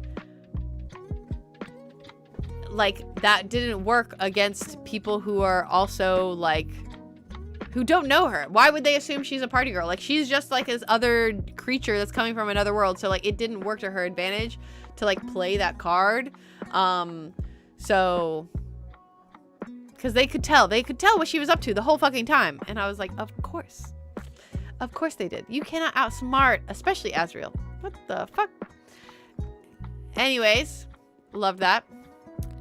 Then it was all those cave drawings which they were walking through, and for someone, I don't know, it was just very interesting that she was like, you know, these are just general things because Bryce was like, because I know stuff about history and I know about art, I can interpret these things. And I'm like, okay, cool. But then we didn't like actually get, I mean, I do want to go back and reread those sections to see what all was exactly going on in those caves, because it feels like she was still like, there were like minor hints of like what was gonna happen, but I don't know.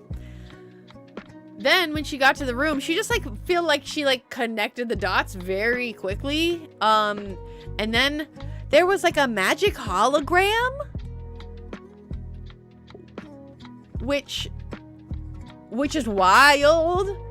Where do these holograms come from? How have the hologram was also created, well, how many thousands of years ago? Like 15,000 years ago. Where is this technology for holograms that we have not seen in anything? We haven't seen holograms in Crescent City. I feel like it would make sense if we had seen it in Crescent City. But then this person was in Akatar World, and they have no, like, nothing like that. I feel like not even like a magic hologram. Like, I feel like if you could have if we had shown some sort of magical holograms, not that correct me if I'm wrong, there have been no magic holograms in Akatar, okay? Other than, actually, Hybern did do that one point. When he showed up to Reese but I thought it was more of like a mind game kind of thing, not a hologram is what I feel like when they were describing it. Like, it was, I don't remember if it was, I think it might have been in Aka War, where he showed up on, because they were attacking the summer court, and then Reese went after Hybern and he showed up on a ship after he missed a bunch of people, and then Hybern was there, but then he couldn't attack him. He couldn't go into his mind because we was like, oh shit, you're not here, you are a projection. But I thought the way they were describing it made it seem like it was in his head and not some like triggered hologram. Okay, maybe I'll give it to him. The fact that Hybern has done it. But for it to be in a 15,000-year-old cave is what's crazy to me. Anyways, I was basically imagining Star Wars, which made things way more sci-fi, which also probably doesn't help with like me being like, how is this an Akatar world? They don't have anything that's this technologically advanced. They have holograms. I was talking to my friend about it, and she was like, they have holograms, but they don't have C-sections. And then I was like, and also they don't have therapy, but they have holograms. Okay. These things do not align. But then Bryce, okay, first of all, info dump that sung to my soul. As much as I don't love the info dump method of getting information across, like with all that was happening, I don't know if a lot of people who haven't been following along with a lot of the theory stuff, if you tried to like give it to them in pieces, if people were going to be able to put the pieces together to understand the whole story and how all of it was connecting. So I feel like that's almost why she has to do it like an info dump, like, hi, welcome to like multiversal storyline 101. This is the history of your two worlds and this thing. Like, it felt very much like that, but I don't know if there was any other like more show instead of tell way of doing that in any way that would have it would have been like taken a lot longer to do, I feel like, and she needed to get through shit, which we'll talk about the pacing of this book, because it was so go. It was insanely non-stop, okay? And that's fine to a degree, and it's just so outside of what Sarah J. Maas usually does. I just wanted there to be a little bit of breathing room between some stuff, but there was, like, if there was room, it was a time to go and then go back in, okay? Beyond that, no breathing. Holding your breath the whole time. I was explaining to one of my friends who really, really disliked the pacing that I at least felt a shift at the end of the book from, like, I was just running for, like, a running sake through the whole book, so I was still tired. But at the end, when shit started getting real, then it felt like someone was chasing me. So there was, like, a heightened sense of, like, climax to, like, a rising, falling action kind of thing. But it was, like when normally it's like here in rising action, it just stayed here and then it just went like up, and the rising was smaller, okay, because we were staying really high up the whole time. But yeah, I don't know if I want to give you guys some time to breathe, some time to think, some time to reply, because I've been talking a lot, and like I said, I'm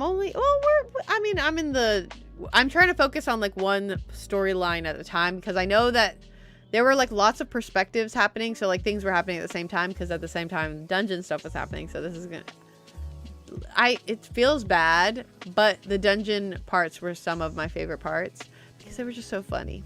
They were just so funny, and I love them. But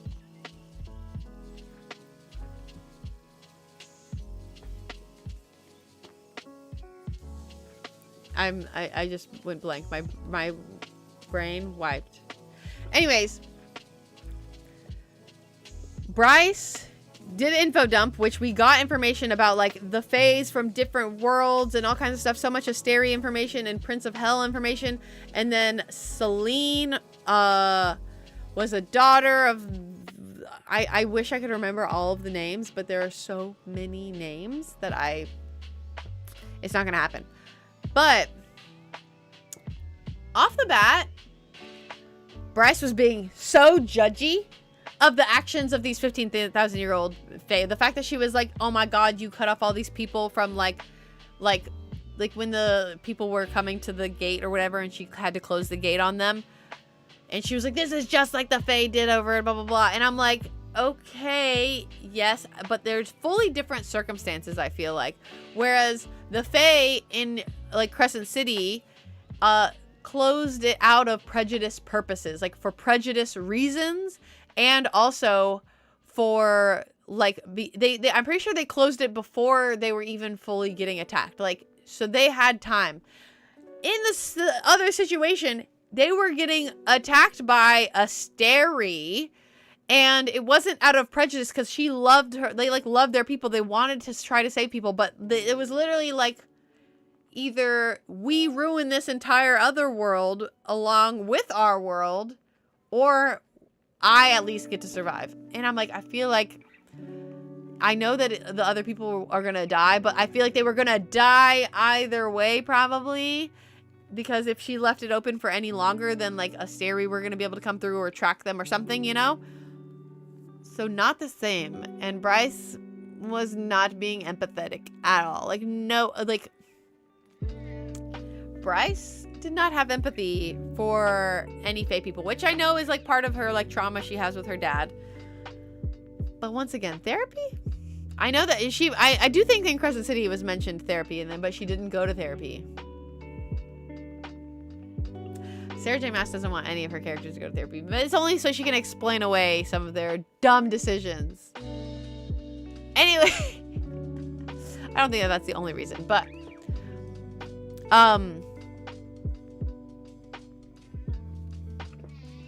my cat is yelling at me. Come on. Okay.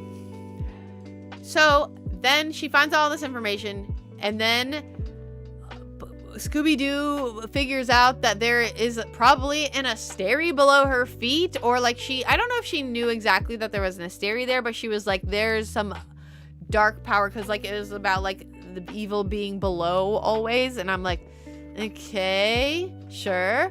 And then the Asteri there was just an Asteri there, which is crazy in a thing, and she was like alive, also wild. And also I know that this was very similar to something in Throne of Glass, and I can't remember what it was, but it was like Elena's temple or something like that, like the crystal, the way they describe crystal, like catacombs or tombs or whatever. It's like I said, it's been a little minute since I've reread Throne of Glass, so there's a lot of information, because there's so much Throne of Glass, there's a lot of information from Throne of Glass that I've forgotten. But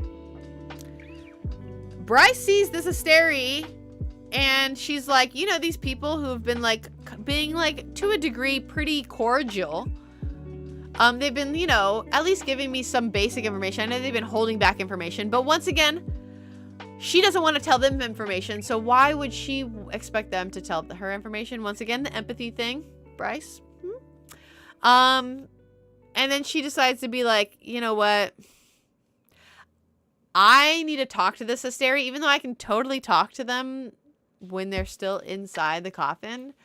I'm just gonna set it free, and make enemies of this whole world. I'm gonna prove to them and show them that I came here and I don't mind fucking up their entire world. And she is goddamn lucky that Nesta was able to, like, imagine she got so lucky that Nesta was able to kill that thing, which also, that was dope as hell. Like I said, I'm a neutral Nesta girly, but in that scene I was like, Nesta, you fucking go, girl. I just imagined, because like they made it seem like she was like stabbing over and over, like the amount of like anger, catharsis, and just like crazy. You go, girl, Nesta. That's how I felt about that scene. So, but Bryce did not know that Nesta was gonna be able to. She didn't know that the sword could do that. And the fact that she was like, you know what, I don't actually want the sword. Like, I feel like if she was gonna take something, it should be the thing that has been proven to be able to kill the Asteri versus other stuff. But that's, you know, whatever. Also, this truth teller, me doing this, truth teller, Star Sword, we're talking to each other the whole time. They're over there gossiping. Very funny. I just want to know what that sounds like to Bryce, and I wish we had gotten like a little extra chapter or something from the perspective of one of the ACOTAR characters. I mean, I'm sure that maybe I would hope that they're gonna talk about it at least, or talk about stuff when in the next ACOTAR book, because I'm just so curious how other people are perceiving all this information, or like what if they like who's tuned in on this stuff. Can Azriel hear truth teller and stuff like that? Like, also Azriel seemingly got the truth teller from the soldier guy. Was he an Illyrian? One of the top soldiers of the Daglin, or that were against the Daglin. And so my assumption is, were they related? I don't know. It was very like, bloop, here's a little information. And I was like, what is this? Anyway, so Bryce let Asteri free. She was lucky as fuck that they were able to kill it. And then also stole shit. Insane. I know she was like, I can leave at any moment. But still. Crazy. Like, she just was like, I'm burning this bridge. I'm not thinking about the future in the slightest, other than the fact that like she was just like so focused like, she is thinking about the future because she's trying to think about the Asteri thing, but like these people who obviously are more knowledgeable and more powerful and all sort of stuff, I feel like that was just as important, or like that information could have been just as important as believing in Asteri. Like, why would anyways, it's just gonna be a consistent thing of me being annoyed with Bryce. Like I said, I don't think it's outside of the character that Sarah J. Maas has built. And I will say that I think Bryce is my least favorite of the protagonists of all of them, and she has been. Not that I don't like her. I love Bryce. I just love Aelin so much, and I really like Feyre. I know a lot of people don't like Feyre, but I just feel like that's because she's a little dumb sometimes, and I love that about her. Okay, it's just, you know, give the woman some grace. It teaches you to give yourself grace. Okay, so. She said, peace the fuck out, I'm stealing your shit. I almost wrecked your whole thing. Also, the fact that I don't think she did it, but she literally was thinking, sitting there being like, if I wanted to, y'all, I could just let out every single person in this prison if I wanted to. I thought about it. I almost did, but then I decided not to. And I was sitting there. Also, this is also the moment when I realized that I think I'm more attached to the ACOTAR characters than I am to some of the Crescent City characters, and by that I just mean Bryce. Versus if it came down to, are Azriel and Nesta gonna live, or is Bryce gonna live, I was rooting for Nesta and Azriel. I was like, if she's gonna ruin your world, you can kill Bryce. I give you permission. I know that I'm not the author, but I give you permission to kill Bryce right now, if it comes down to it. That is what was going through my mind when I was reading these. I was like, kill her. Kill her. I know she wouldn't do that like in the first fourth of the book to kill her main character, but I was thinking it. Anyway, so she pieced the fuck out.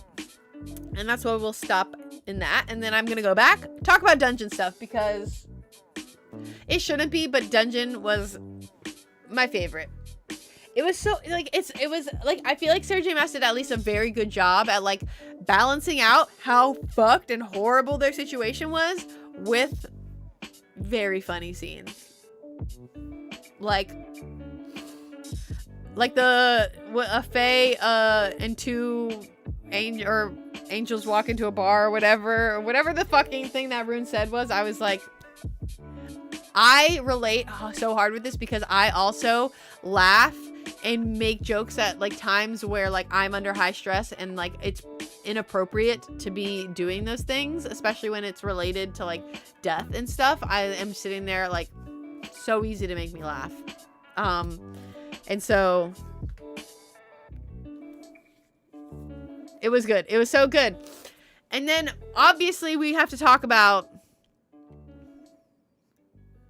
the elephant in the the hand, which is so I don't know if it was because I may need to reread it. Well, I always say I may need to reread it. I will be rereading it, but I didn't fully understand what their plan was with this like eating my hand off. And I assume it was like not like he ate the hand like this is my snack. Like I assume he was like biting it off, right? Like, and my assumption also is like I still don't know how he got to him. I don't know if they were like he was in shackles, okay? And so I assume he just had limited range. And maybe Baxian could reach him on, like, he wanted to, like, be able to go towards where all the pokers were. And then because he wanted more range, if he had this hand free, he could then go like that, right? And he couldn't do that with his feet because it was only so far. So in order to get that range of motion, Baxian had to, like, free a shackle from one hand. So he would, like, I assume, bite it off on the wrist, kind of. Like here, and like bite that off so he could then reach, right? Right? That's what I had in my head. It's the only thing that makes sense. Even then, the plan, they didn't plan out the whole plan, because like they knew that they came down fairly regularly to torture them. So once you had the poker and you were free of your shackles or whatever, if you were even going to be able to do that with a poker, how are you going to get out of the cell that you're in? And then how are you going to get out of the dungeons that you're in? And then how are you going to get out of the... There's like a lot of layers here. But granted, same situation as I would always get. I given Feyre so much grace when she was in the under the mountain in the first book. Same thing.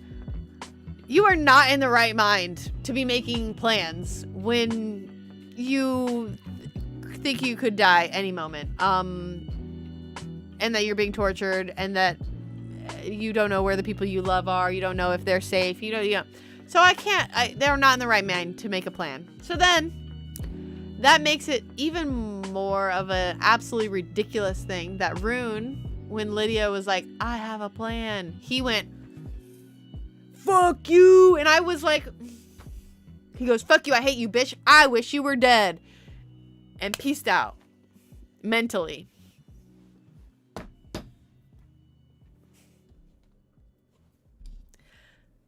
Rune, baby, sweet baby boy, you're being a fucking idiot. And selfish.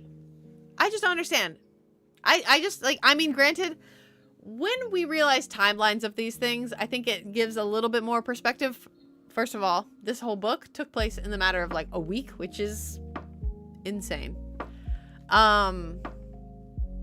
Like a week to 10 days or something. I assume that there's like a day or so between like the end of the last book and then this book or something, because they were already down in the dungeons. Bryce was already like in a room, you know, kind of thing. But what was I saying? Oh yeah.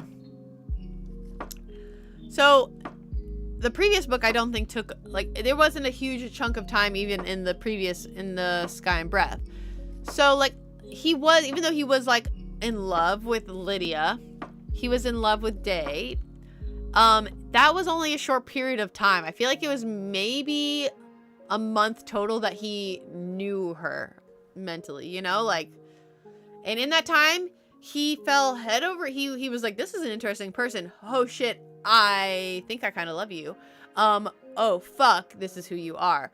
So in a span of a month, like, I don't know, he didn't have very much time to think critically maybe about, if I know that this person that I'm speaking to is a top secret agent who is high up in the ranks, who has a lot of very top secret information, let's just think on it for like a little bit. Let's think on it for a little bit, Rune, okay? How would someone have super, super, super duper secret, top secret information on the Asteri?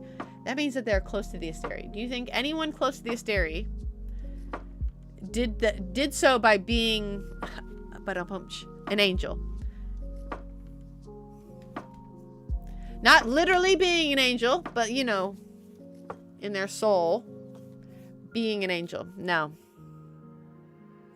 Of course, the person you were talking to was had to do horrible things to be at the point that they were at. So I just didn't think his, like, anger was justified to the degree he was, especially because she proved that she did a lot of horrible things, but it was to achieve overall positive things.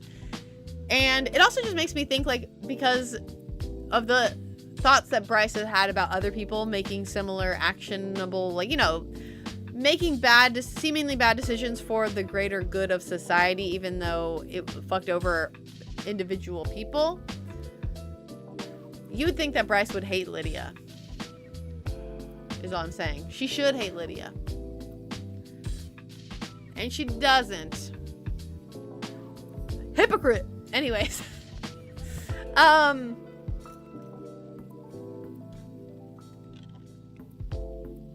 Anyways, Rune was being selfish, little baby brat. Even though his friends were in the dungeon with him, he just said, Lydia, I don't care about your plan. I don't want to hear it. I don't, you know. And then Lydia, being an angel woman, beautiful soul, everything I love in my, the son of my life, she said, I'm still gonna do this. I'm doing this for you because I love you. Even if you said you want me dead, or I'm dead to you, I'm still gonna save you because I love you, and I think that the people here are important for the greater good, and like a smart, beautiful, wonderful, talented, intelligent, everything woman would, of course. So she makes this huge plan with the freaking queen of the Sprite Queens, which any mention of Lahaba, I'm dead. I'm tired. I am crying. So the fact that we got, what was her name? Erithis, I think. She was so cute, and I wanted more sprites. I mean, we did get a little sprite action, but I wanted more. I wanted more sprites.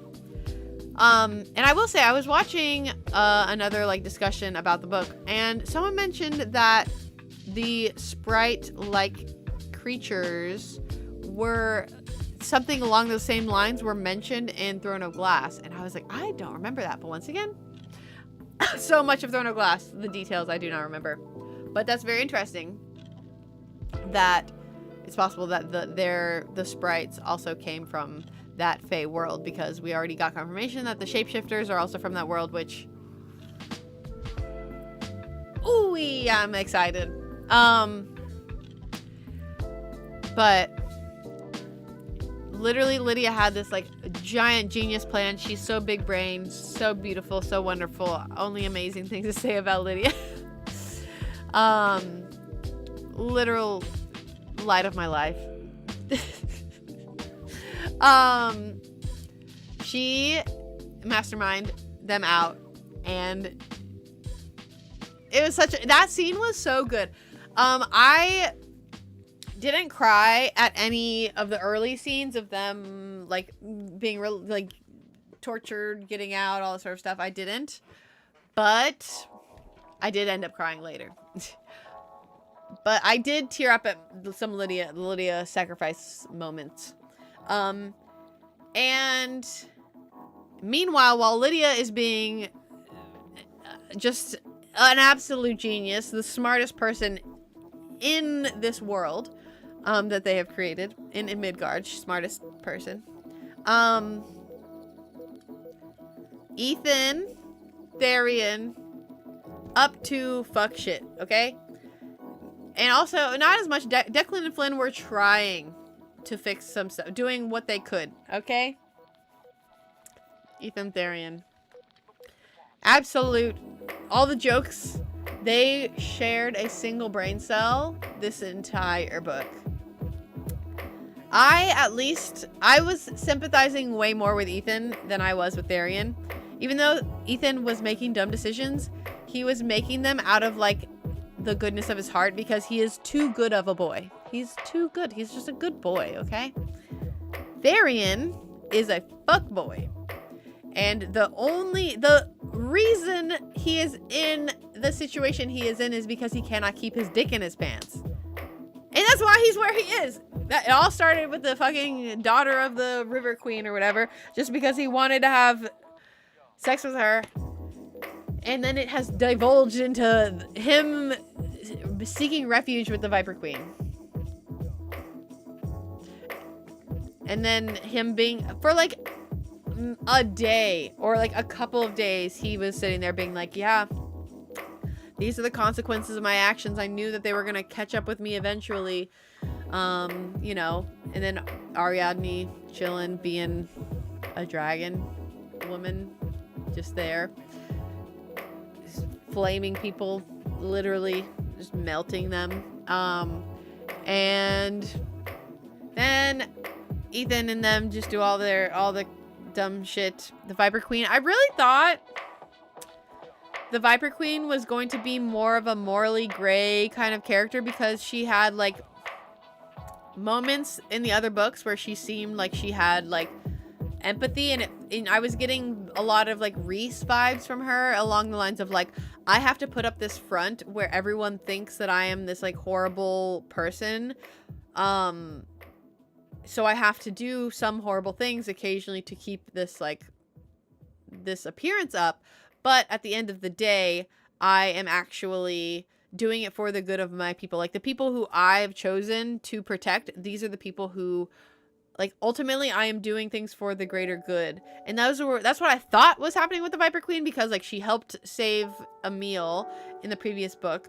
I know when Bryce and Hunt were like going around the meat market, then like they all had like they were all talking. They even talked to like some teenagers, and the teenager was like, oh, the Vipe this, the Vipe that. Like everyone seemed to be very like family, like found family. They all watch each other's backs kind of thing. So that like very reminiscent of like, I protect my people. And I thought the Viper Queen was like had a bigger plan and was like also against the Asteri, and which I think is I guess it's still possible that that could end up being who she is. But like by the end of this book I was like, I thought maybe she's just bitch, maybe she's just sucks, which is weird.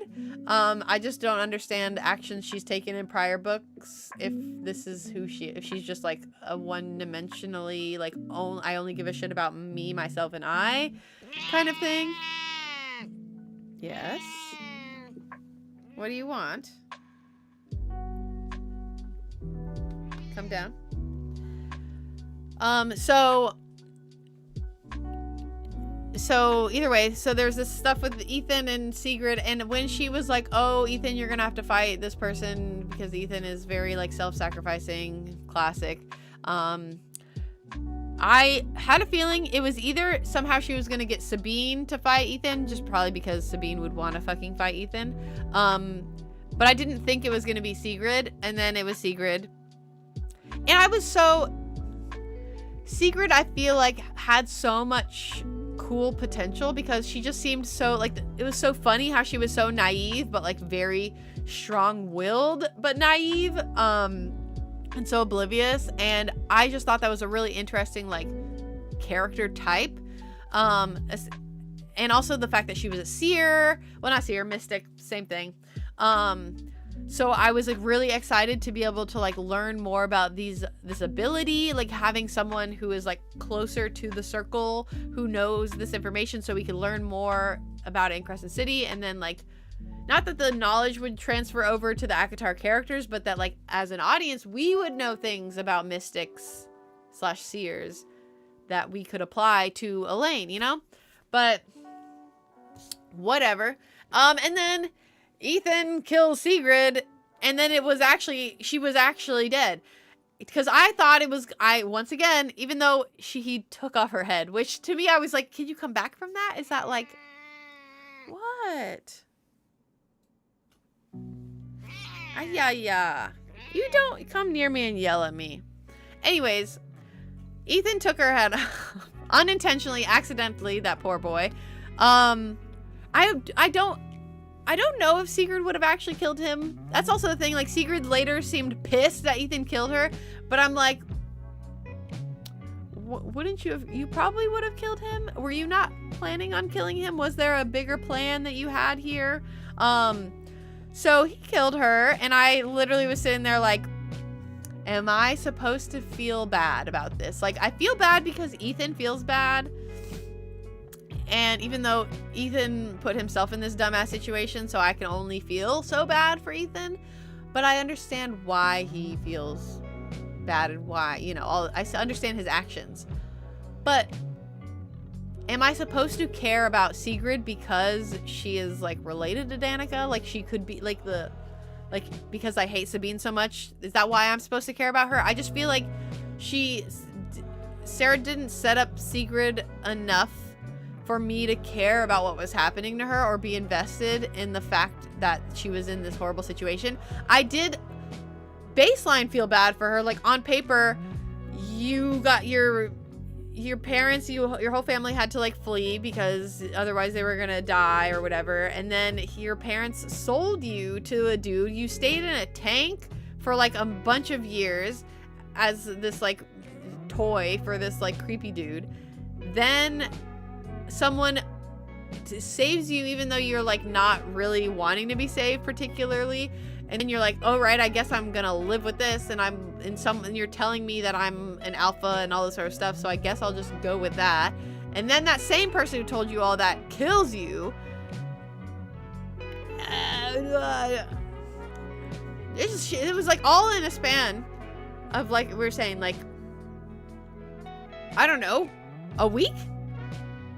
Between maybe when that happened, when he took her out in Sky and Breath, and then in the House of Flame and Shadow when he kills her. And then he goes off on his whole side quest. And like the one thing that I'll give Ethan, which is why I was liking Ethan more than I did Therian this chapter, or I mean this whole book, is because Therian, even though he is the reason why Ethan had to go through all of this, he was like, all right, yeah, let's go. And then he just like once again like kind of ran away from the consequences of his actions, because none of that would have had to happen if he didn't give himself over to the Viper Queen because he wanted to put his dick in the daughter of the River Queen. I don't know. All of this, I just would like to remind everyone, every time, that the reason why all this bad shit happened with Therian is because he couldn't keep his dick in his pants. I just want to reiterate that as many times as I can. Anyways, so they're going to run off because Lydia has all this whole big plan because she's a genius and, you know, amazing 10 out of 10 woman.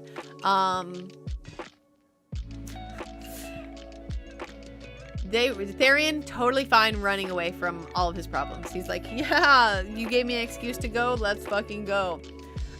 Ethan has a conscience.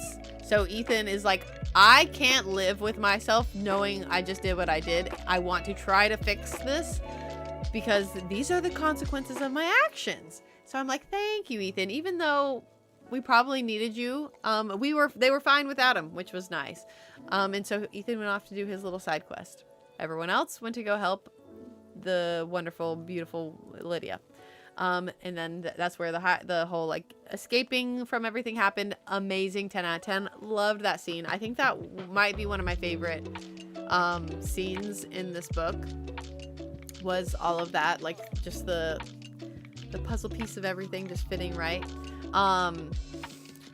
Meanwhile, Bryce goes to her dad's house. I mean, like, she did say why she was doing it. But then this is another character that I thought was going to be a little bit more morally gray. I think because Sarah J Maas I feel like she writes morally gray characters well, and I've liked a lot of like characters that she has like written either morally gray or she likes to give characters redemption arcs, and most of the time I'm to a degree on board with her redemption arc. She's decently good at turning me around, except for Kale, but that's besides the point. So all the hints we were getting about the Autumn King were that like he was maybe actually did care about Bryce and his mom, because he kept like mentioning that he felt guilty about like Ember and all this sort of stuff. And so there were like hints that maybe there was a reason he was a bad dad. Like there was maybe some like, I was hoping that there was some overarching like universe or world saving, Asteri killing reason he had to be such like an absent dad, or like kind of be, and like, not that there's ever a good reason to do the things he did, but like I thought that there was going to be a reason beyond that he's just shitty, you know?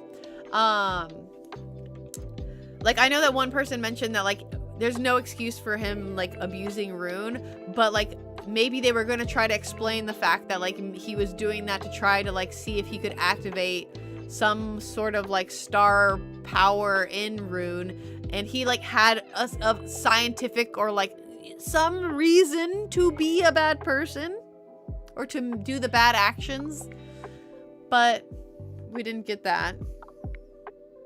which I just like there to be nuance instead of you bad, you good. You know, like that's why I love Lydia. That's why I love Lydia. Anyways, Bryce goes to her dad's house and is immediately being a brat.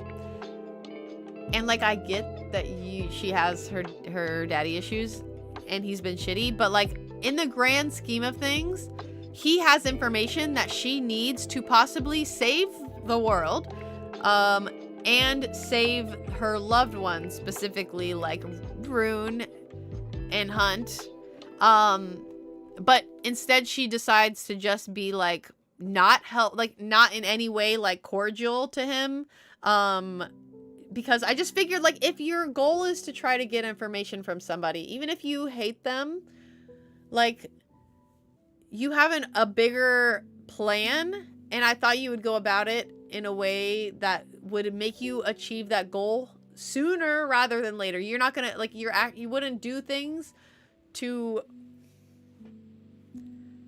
push that goal away from you, you know? Especially because I feel like if she was even if it was fake understanding, fake niceness to her dad, and then at the end turned on him, that's fine. But like, I don't know. Oh my god, Jesus, my watch keeps scaring the shit out of me when it just randomly decides to start recording me, and then it's like, I don't know what you're saying, and I'm like, why are you talking all of a sudden? But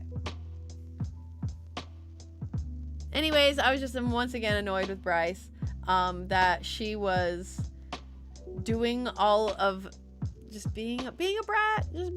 And this is also something that I kind of noticed. Once again, like I said, annoyed with these things, not that they were not accurate to the character that Sarah J. Maas has built, but both her and Rune, even though they have gone through some bad stuff in their lives, compared to the other people in their lives that they love or whatever, they were being very selfish and kind of spoiled brats about a lot of situations. Rune, with his situation with Lydia has literally, later we find out about the mom thing, which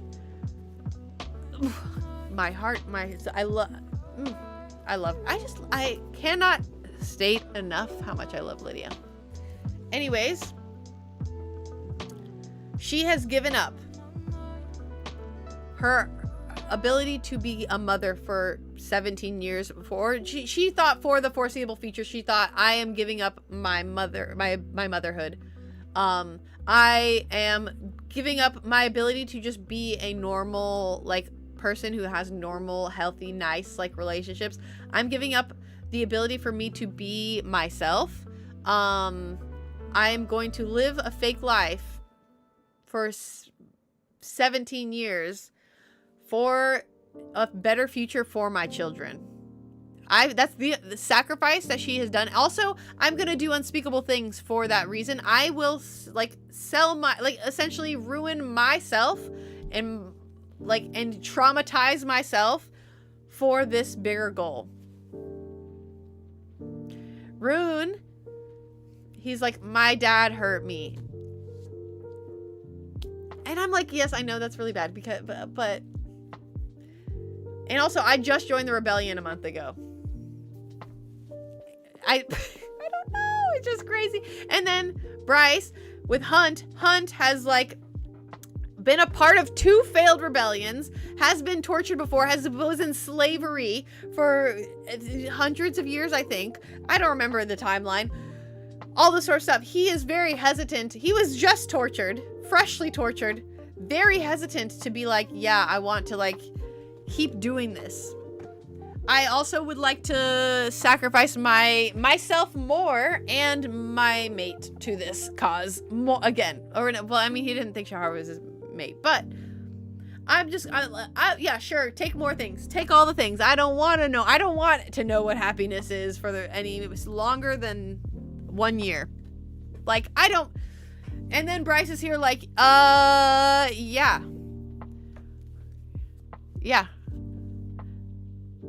I don't know. It was just like, they wouldn't have an actual conversation. Like, she at one point was like, I understand where you're coming from, but we're gonna do what I want to do. And I'm like, that's not nice. Once again, Bryce, empathy. Anyways, I'm just saying, she was being very selfish her whole life. She's just been discriminated against because she's half human. That's it. And then like unintentionally, like her best friend got sacrificed to the cause, but that was not out of her own intention or anything. But she does. If we're talking about things that people have sacrificed for the cause, or like to take over the Asteria or whatever, or like take them down, or like be part of the rebellion, that was the thing. It was just, she was making lots of selfish decisions. And that was continued in her dad's house. Even though she got information she wanted, I just feel like she could have gone about it better. And then maybe he had more information he could have given to her, but he wasn't willing to share it. So, because she wasn't trying to be any amount of kind towards him. So we'll never know if he had more information about how the way the Star Sword and Truth Teller worked together, if he had any more information on that, because Bryce was like, oh, you gave me this basic info and where I can find anything else. All right, peace out. Even though he's been studying it for like years and years and years and years, I feel like he has probably a wealth of knowledge. But okay. Bryce then ties him up, puts him in the fucking basement, which I guess, sure. And then she's on a roll. She's like, oh, look at this. I just, like, put the Autumn King in his place. Fuck you, Dad. I'm gonna come up to the Ocean Queen and also say, fuck you, I know more than you. Repetitive action of just like, please be cordial to somebody, please. Yeah, I don't know. And then she proceeded to, once again, first of all, Lydia, going back to this, stuff is happening all at the same time, so it's hard to just like, we're bouncing. Lydia dies. And then that's also really interesting with there were so many themes in this book, or like a few, like there was a continual theme through this book of like, oh, what happens to our souls after we die? Because up until this point, we thought that it was just like, we thought that there was like a place you went. And then now we know that that's fake, and that the Asteria are like taking our like essence of our soul or whatever. And so like Bryce and a lot of them who knew the truth kind of had a kind of an existential internal crisis, I feel like, about like what happens to you when you die. And then Lydia did die. Lydia died and got brought back like a couple times, right? Like I feel like it was like a bit unsteady. So I feel like that could have been explored, that like theme could have been explored a little bit more, like with that happening to Lydia. But she didn't have time probably, but I don't, and it's not saying that this couldn't be explored later. I just figured because this book was called House of Flame and Shadow, which is like the house that has to do with all the dead people, dead things, undead, you know, that theme would be throughout. But we only hung out in the actual House of Flame and Shadow, or had anything to do with any of the House of Flame and Shadow, for maybe a fourth of the book, which is like, that's like generous, okay? Which is, I that's one of the things on my notes that I'm probably going to get to later, of like, I don't totally understand naming this book House of Flame and Shadow, because I feel like it gave people a lot of different expectations that were then let down. Not me necessarily. I feel like my expectations were totally fine going in. But for a book titled House of Flame and Shadow, there was a major lack of House of Flame and Shadow. But so Lydia died, all sort of stuff. Runs over to thank for her sons, and that scene was beautiful, amazing. As she was running, I literally was like, it's either children or it's like a sibling. Those are the two things. I was like, it's one or the other, one or the other, one or the other. And it was kids. And then she handed Rune his ass, and I was like, you tell him, bitch.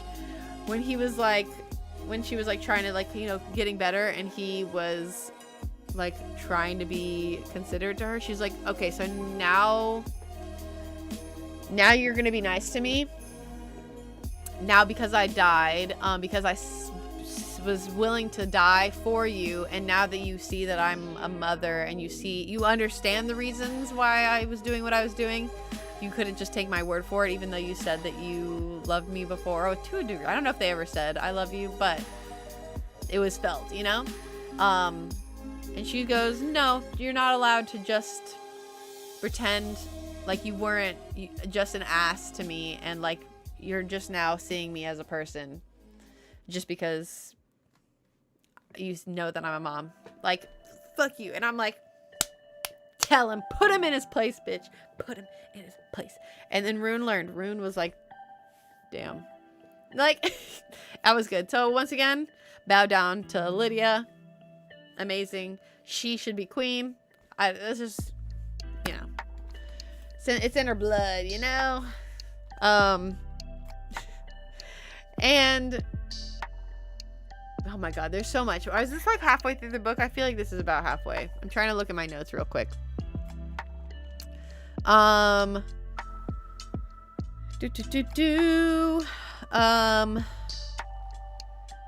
Also, she tells the Ocean Queen about this. Let's go back to Bryce being absolutely rude to the Ocean Queen. The Ocean Queen, who actually seemed like she could have been a potentially like good ally, because so far she has like saved them multiple times. Like, she was, if anybody was more obviously like someone who could help you with the Asteri and be on your side against the Asteri, like, I feel like Ocean Queen was like #1 possibility. And then Bryce was just like rude and acted like she knew more than her, and I'm like, I know you're not like a politician or anything, but like,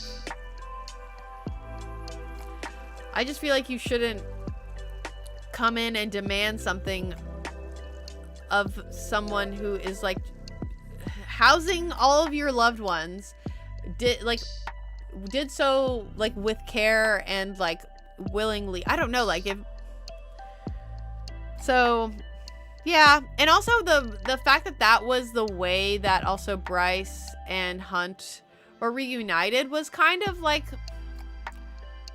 not ideal, or at least like I wish that like maybe that moment happened where she was like, you know, with the Ocean Queen, and like maybe the second they closed the door, like her and Hunt were like broke down, like crying, like, I don't know, like something, but instead they just like went back to their room and like talked, and then they like cuddled, which is like, yeah, but I just figured you're seeing the person for the first time after you, like, first of all, Hunt, no idea. He had no clue. He thought she could have been dead, could have been stuck in a world, never see her again. Like, he had no clue. Bryce knew that they had been being tortured for days. I don't know exactly how long they were there, but, and she thought that they even could have, like, for a while, she thought that they could have been dead, especially with the way that they, like, left each other at the end of Sky and Breath, and how much emotion and, like, I will always find you, and, like, all this sort of stuff.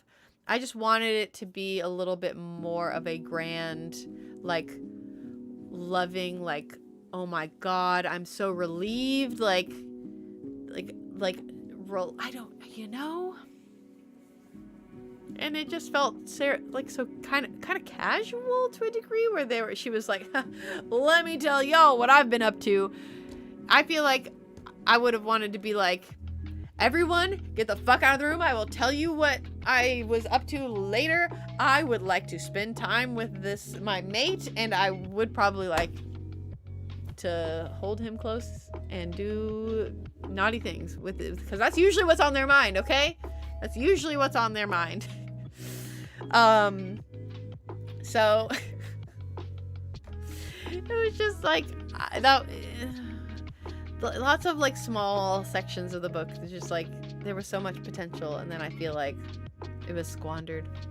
And then also there's the parasite in the water thing, which that's a whole other situation where I felt weird about the parasite in the water thing, because sometimes I don't necessarily like things that would like feel so out of left field that you could have never even guessed it, or like there was nothing even hinting towards that being a possibility in the book. So like with the horn, like I felt similarly about the horn in the tattoo in the first book, where like, yeah, they talked about her having a tattoo and stuff and that the horn was missing, but in no reasonable human would ever assume or think, I don't even know how Micah figured it out, that you know what probably happened? Someone took the horn, ground it up into a powder, put it into ink, and then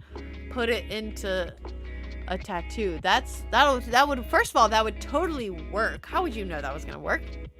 Anyways, so similarly, where it just seems so fucking crazy and like left field, the parasite in the water thing. Okay. So she tells the Ocean Queen about it. And so I thought that the Ocean Queen would now be like a much bigger part of this whole plot line, because, you know, they like live in that. They live in the parasite infected water.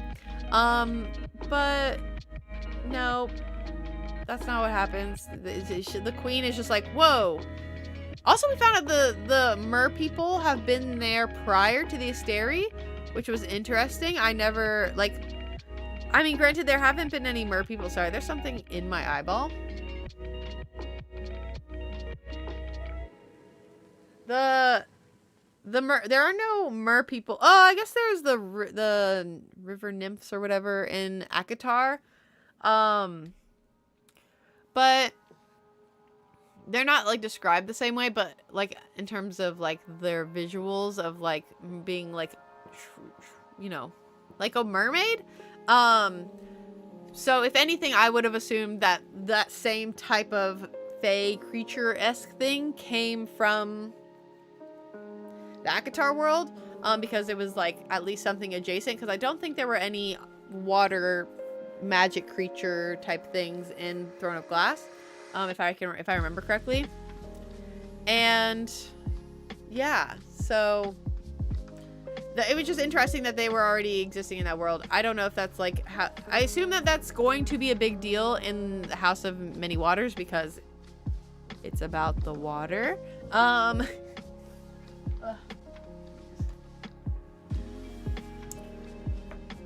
But yeah, so it tells the Ocean Queen, and she's like, okay, thanks for telling me, I guess. That's, you know, whatever. And then they go off to Avalon, because that's a good plan.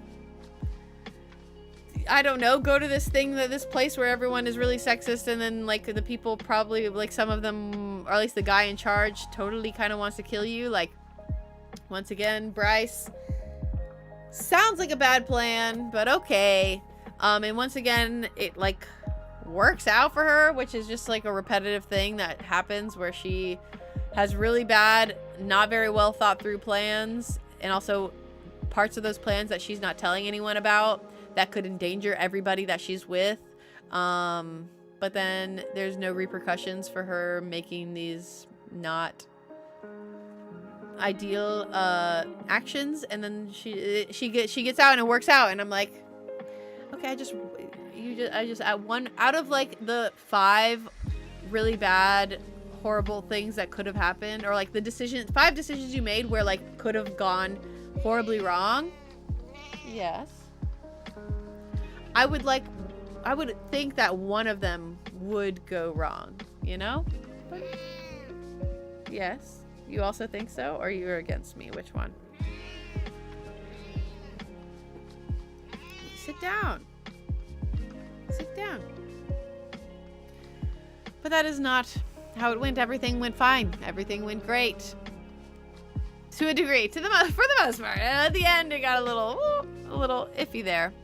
But yeah.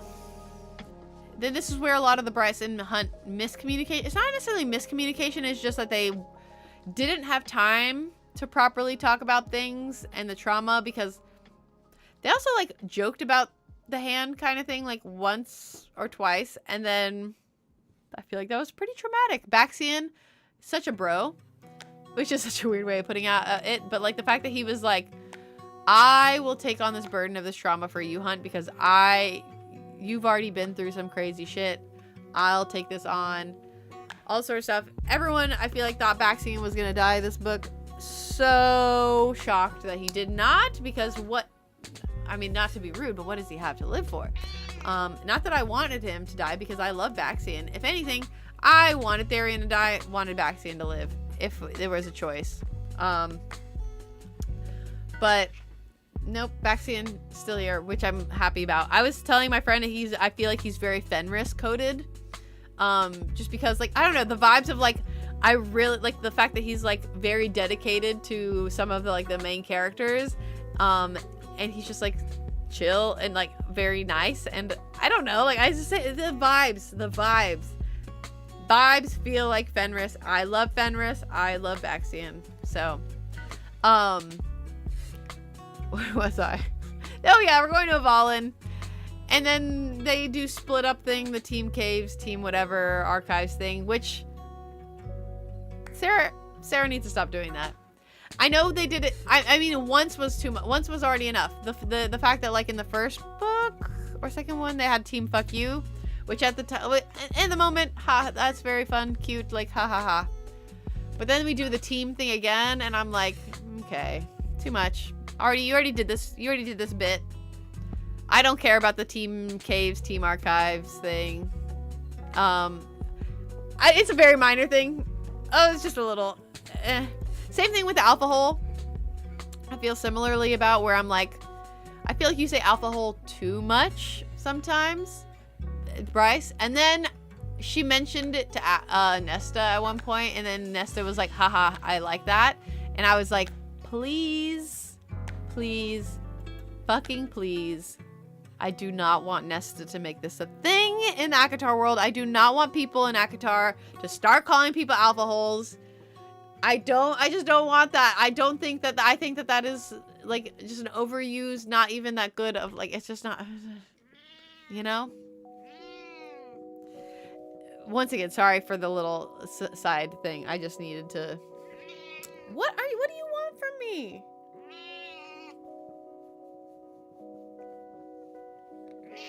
What? Okay, I think she just wants to be permanently pet. Oh my god. Okay, so then shit went down in Avalon. The Sathya. I listened to the audiobook. I feel like I'm pretty sure that's what they were saying. Therian doing the Sathya thing. All right, Therian, at least you're doing something kind. What do you want from me? Oh my god, do I need to like stand up? She's so weird. What do you want? No. You want to sit there?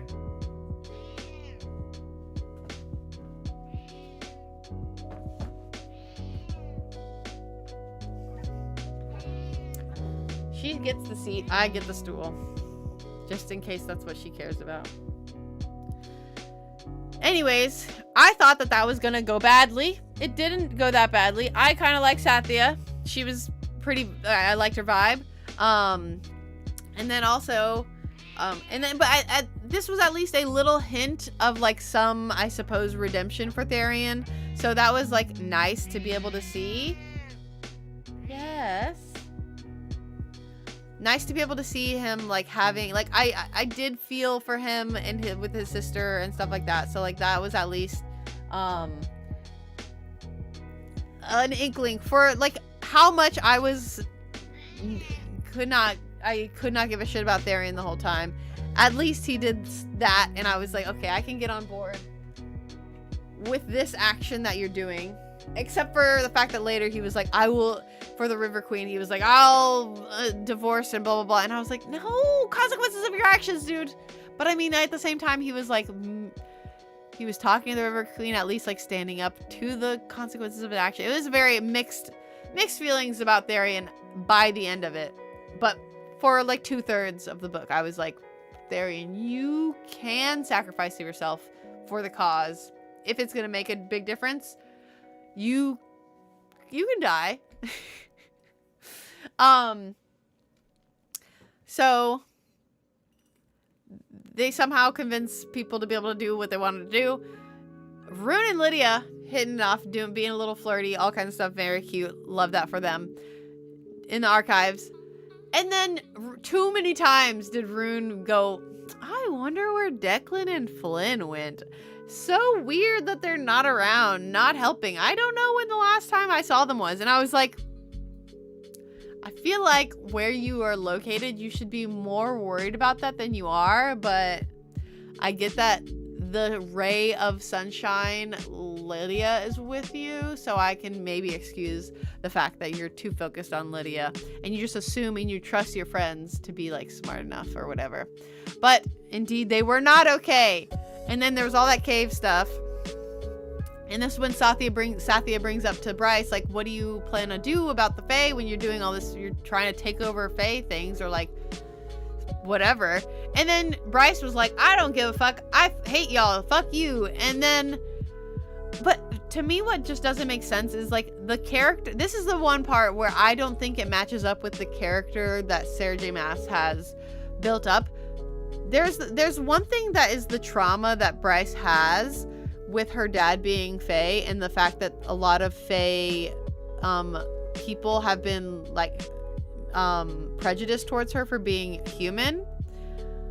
But like the fact that she has her brother. Her brother is Fae. He's wonderful. Declan, Flynn, Fae. She loves them. Like she has people in her life that are Fae that have been proven to not be shitty people. So like it's just crazy that she is stereotyping an entire race of people, even though the reason she hates that race of people is because they stereotype her as a human and stereotype humans as a whole race of people. So I'm just like, once again, Bryce, empathy? I don't know. So the fact that like she was like, oh, Sathya's just must be another one of these like women who don't care. They're totally fine being put down and all. And I was just like, you are being so judgmental of stuff that you don't know about because you haven't like tried to learn about the Fae, it seems. Even though she worked and in the second book, she worked in the Fae archives or Fae library or whatever, because she wasn't working at Griffin Antiquities anymore. And then for someone who's so interested in history and historical like objects and stuff, I know it's more like art focused, but like you have to know a lot about history to know about historical art. So I would just assume that she would be smarter and understand like there have to be some things in their history about like the reason why the Fae that are the way they are, or if there have ever been any like feminist uprisings that have been squandered, or like within 15,000 years or whatever, there has to have been something, you know, like that's just more of what's confusing to me, that I just feel for like the apparent history buff kind of person that Bryce is supposed to be, I just feel like she wasn't taking into consideration things that typically happen in history. Like granted, we don't know the history of their world, but like in the history of just beings existing, at least from our point of view as a reader, you know, you would think, you know. And then but I also had this problem with Bryce feeling, so in the previous book about Ophian, and Peppa, no, is it Peppa? I don't think it's Peppa. Is it Peppa the pig? No. Either way, the head leader girl who was like kind of like, they were like terrorists, kind of.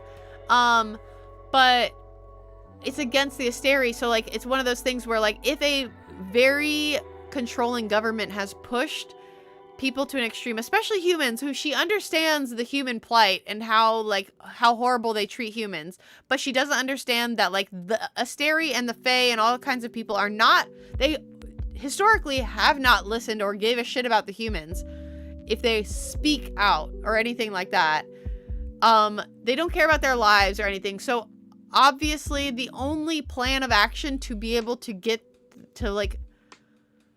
their attention or to do anything to like be able to maybe shift the power dynamics would be to do terrorist things. So it's just crazy that Bryce felt so strongly that Ophion, the organization and the people in it and the people who were in charge of it were bad people. They were like, you're bad guys, but also the Asteri are bad guys. You're both bad guys. And you're just deep down bad. And I'm like, and there's no nuance there. It was like, she never seemed like there was, even though she was friends with Cormac. And once again, she likes Lydia in this book. And I'm like, this particular part of your personality or this particular part of your characterization is not making sense. But also, it is a very beginner thought process around the idea of revolution, that you can just do it without committing atrocity. Like you can't, like, without like fighting back, because it's the only way that the powers above will like take you seriously, is by like doing major actions that will, even if it's a matter of like killing them, but they've killed way more of you. So it's like just a very rudimentary way of viewing revolution. And as Bryce, as someone who seems to be a history person, I figured that would be somewhere in knowledge, especially because she was like the guard to a degree of like Jessiba's whole like library that was like a bunch of texts that the Asteri didn't want people to know. So I figured she would have seen or come across some evidence of revolution, even if the Asteri have wiped it from all other like knowledge. But maybe I'm just asking for too much specifically about revolution from Sarah J. Maas. I assume that I don't know how much research she has done into like political revolutions, but it doesn't seem like she has done much, which is unfortunate because that is a pretty major plot point that she has put into Crescent City, but it is what it is. Sorry about this is a whole rant. I'm not gonna say sorry because that's the whole point of this, is to do that. But then the caves, archives are happening, caves are happening. When Rune and Lydia almost did it in the caves, I was like, this is not the time. Not that they almost did it, but they were getting horny when they were like, Declan and Flynn don't know where they are. We think that Morven and I guess they didn't know about the dad, but Morven might be going to try to kill Bryce and all of them. And then they're like, you know what? I'm a little horny as well. And I'm like, not the time, but okay. I'm glad that they didn't end up doing anything, but I was really sitting there reading and being like, y'all better not fuck right now. Like, as much as I do want you to fuck, because one thing that I was saying is that I am so glad. I mean, like, if anything, Lydia, she should have Rune, because Rune, we know, he knows 3 things. And he loves to worship a woman. You know, he loves to pleasure a woman. And after Lydia and everything she's been through, and the fact that she's had to be with Pollux for so long, she needs to be worshipped, okay? She needs to be worshipped and pleasured to the nth degree. And I think Rune can do that for her. So, please. But not right now. Not in the caves, babes, okay? And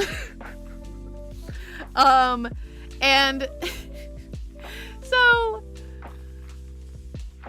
anyways, Bryce had that whole interaction with Sathya earlier, whatever. That's why I got on this whole like soapbox here. Very upsetting that she was like, nah, fuck the Fae. Dad come, all sorts of stuff, big action happening.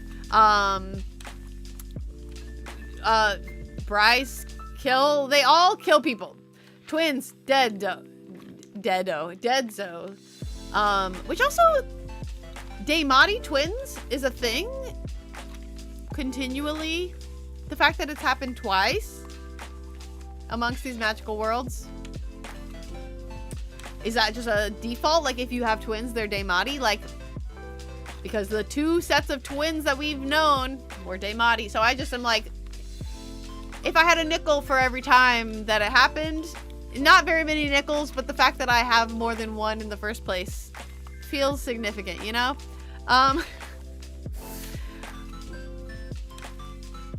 Or is it a dime, a penny? Whatever, doesn't fucking matter.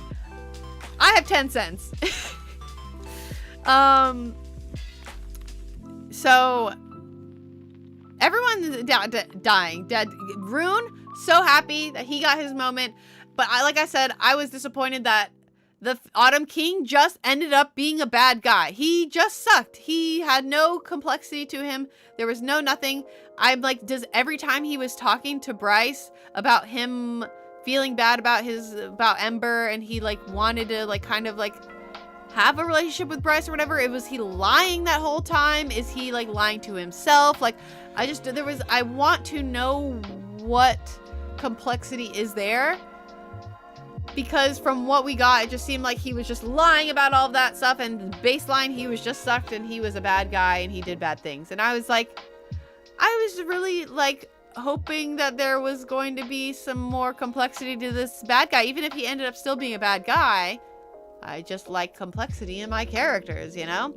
So I am happy that Rune got the killing, you know, blow. I was like, you go, boy, get it. I didn't cry at that scene, even though I feel like I was maybe supposed to cry. Like, you know, there's certain scenes where you're like, I could see that this not that it's like cry bait exactly, but like you could see that this is a moment that is supposed to be emotional, you know? And as much as I was feeling emotional, like hell yeah, but not emotional like, oh my god, you know. And also, this is like first time, one of my friends pointed out, I think that this is the first time Bryce is killing, besides Micah, this is the first time she's killed somebody. This is the second time she killed someone, by the way, and that's what I meant. And I feel like I don't think she went to therapy for killing Micah, but that one at least felt like a little more justified, because it was like, you know, both of them are justified, it's not what I'm saying, but like,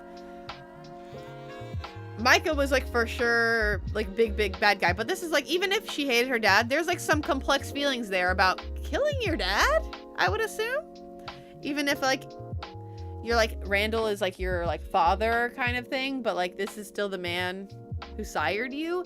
So I just figured there would be some sort of like lingering weird feelings after for her or Rune, of just being like, yeah, I've hated this man my whole life and he's done horrible things to me, but I still would think that there is some weird feelings about killing your dad, you know? I don't know.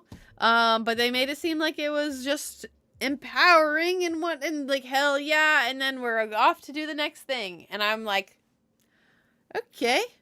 I feel like this should have been this is a major thing that just happened, but okay. And then also when Bryce and all of them were in the caves, as like within like just a very small amount of time of them being in the caves, I was like, these caves are the same. Like the fact that like she knew to go in the water to do, and I was just like, this is the same. It's the same. It's the same. And it was really cool that it was the same as the Akatar caves. So yeah, and then she also, the thing with the fire ring and the fact that like no one thought anything of it, that it just went away. And then at the moment I was like, it's Lydia, it's Lydia, it's Lydia, it's Lydia. I was just like, and it was her, but I was so proud of my girl. I don't really care about the uncle. He was like pretty side character, other than the fact that he was just like, my son Cormac, blah blah blah blah blah. I'm like, okay. But yeah, it was just the dad thing. And also, then after that, there was this whole scene about the like, oh, we all bow down to Bryce is queen, blah blah blah. And like, I was like, okay, this is crazy, because I feel like Bryce this whole time didn't even want to be royal Fae in the first place. We just established that she hates all Fae, so it's like really crazy that you're gonna make her queen of people that she hates. But like, okay, everyone just seems totally fine and on board with this. and we're not going to talk about these like weird complex feelings about she also has like problems with authority, like in every single part of the book, which is understandable. She has trauma associated with authority figures, and then I would assume that there would be some mixed feelings with the trauma and stuff there of not only killing your dad, but then you replacing him as the like leader when you have authority problems over a people that you hate. That's just a lot of complexity right there, you know? Yeah. Oh, I guess before all the killing happened, they went to talk to the princes of hell. Forgot about that part. So much happens in this book. It just like thing after thing after thing after thing. Princes of Hell thing.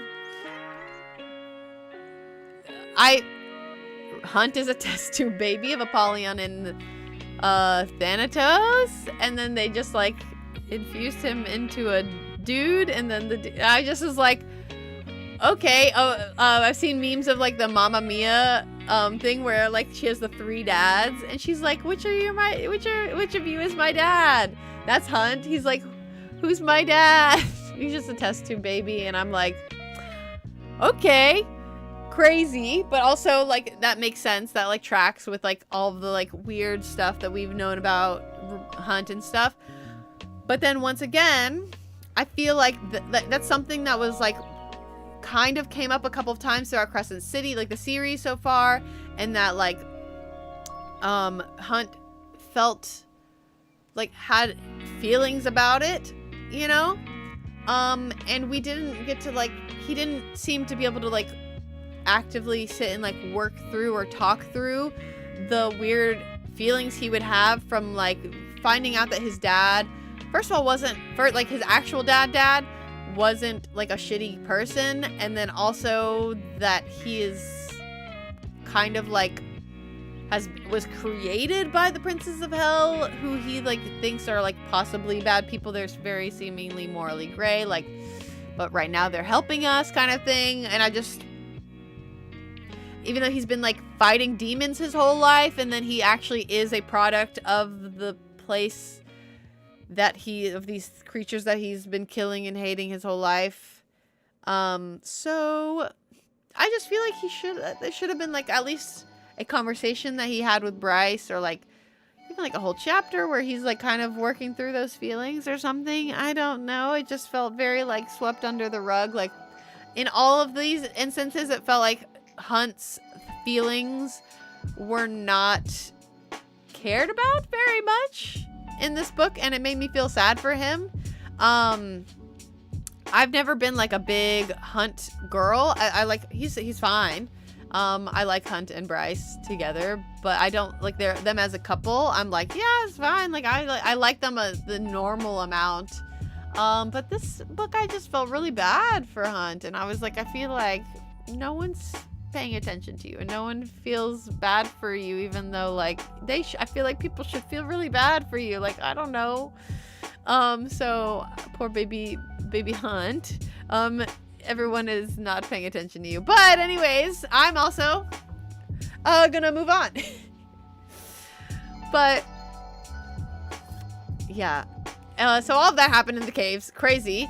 And then also it felt like Bryce's then hatred for the Fae after everyone did the queen stuff, which I was like, okay. She just was like, I felt like the hatred of Fae just left her body. Like, all right, that is no longer a trauma thing for me because the main Fae dudes that I hated are dead. So therefore, I no longer hate the Fae. And I'm like, that's not how that works.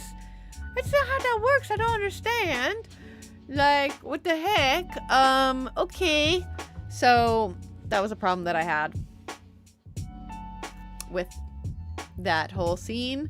It just felt like she was totally fine afterwards. Although I did have there was a thought that I had about like, it could be that the healing of the land, healing of the Avalan land, like almost that whatever was like that the magic that was stored and was like kind of like sucking I don't exactly know what was happening there. Like it was like leeching power or like magic or something from that area, that like earth, that it was maybe like a Horcrux kind of thing, where like if you hang around it, then it's also like leeching something from yourself too.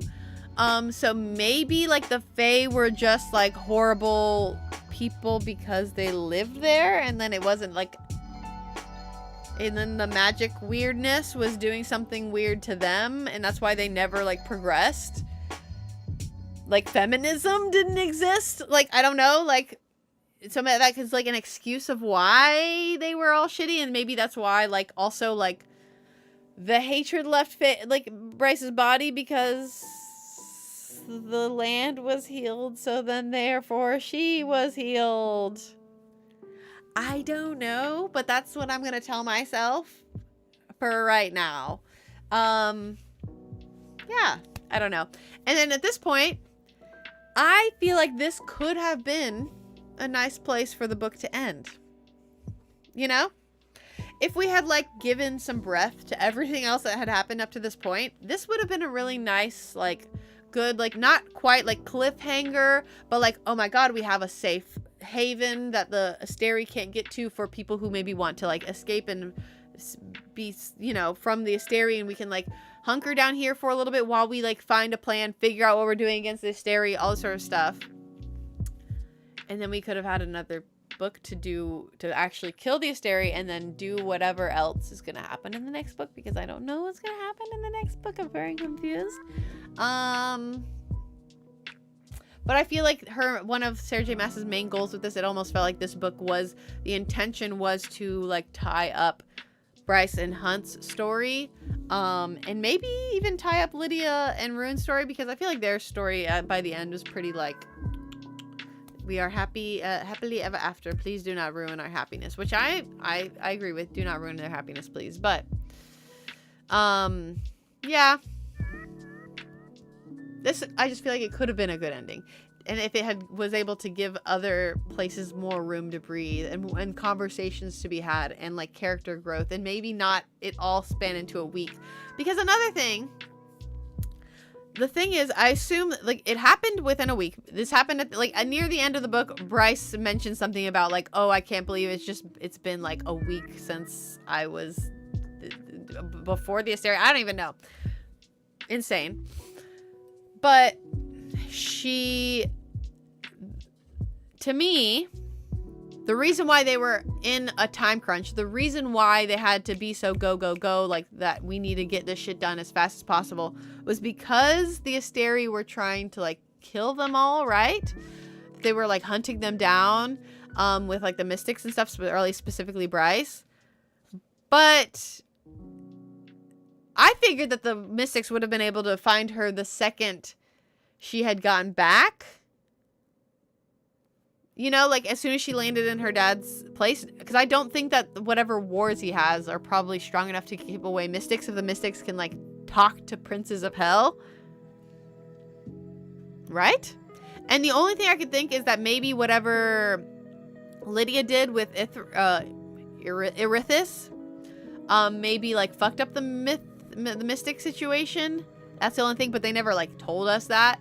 So, but like at no point did it feel like there should have been a rush. Like I feel like if anything, they could have like maybe had like an assassin come after them, or maybe one of the Asteri try to come after them and then kill an Asteri like before they did the big battle, just so like to show that like they are being chased. They like people are trying to find them and kill them. Otherwise, it just felt like a kind of a false sense of like when this big battle needed to happen. Like it didn't need to happen when it happened.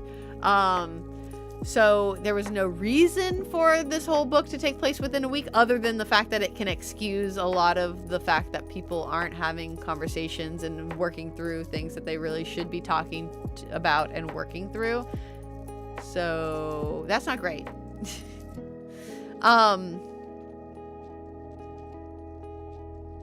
Anyways. Oh my god, I need to take a drink of my... This is not water.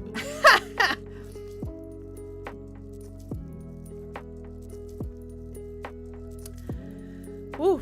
Anyways, also if anyone once again, if anyone wants to say anything in the chat, wants to add to the conversation, it's just me talking. And like I said, I can talk for a long time. As you can see, I can talk and I talk and I talk and I talk. But I'm just saying, everyone, feel free to add stuff to the conversation in the chat if you see or hear anything, or like that you would like to talk about, is all I'm saying, you know?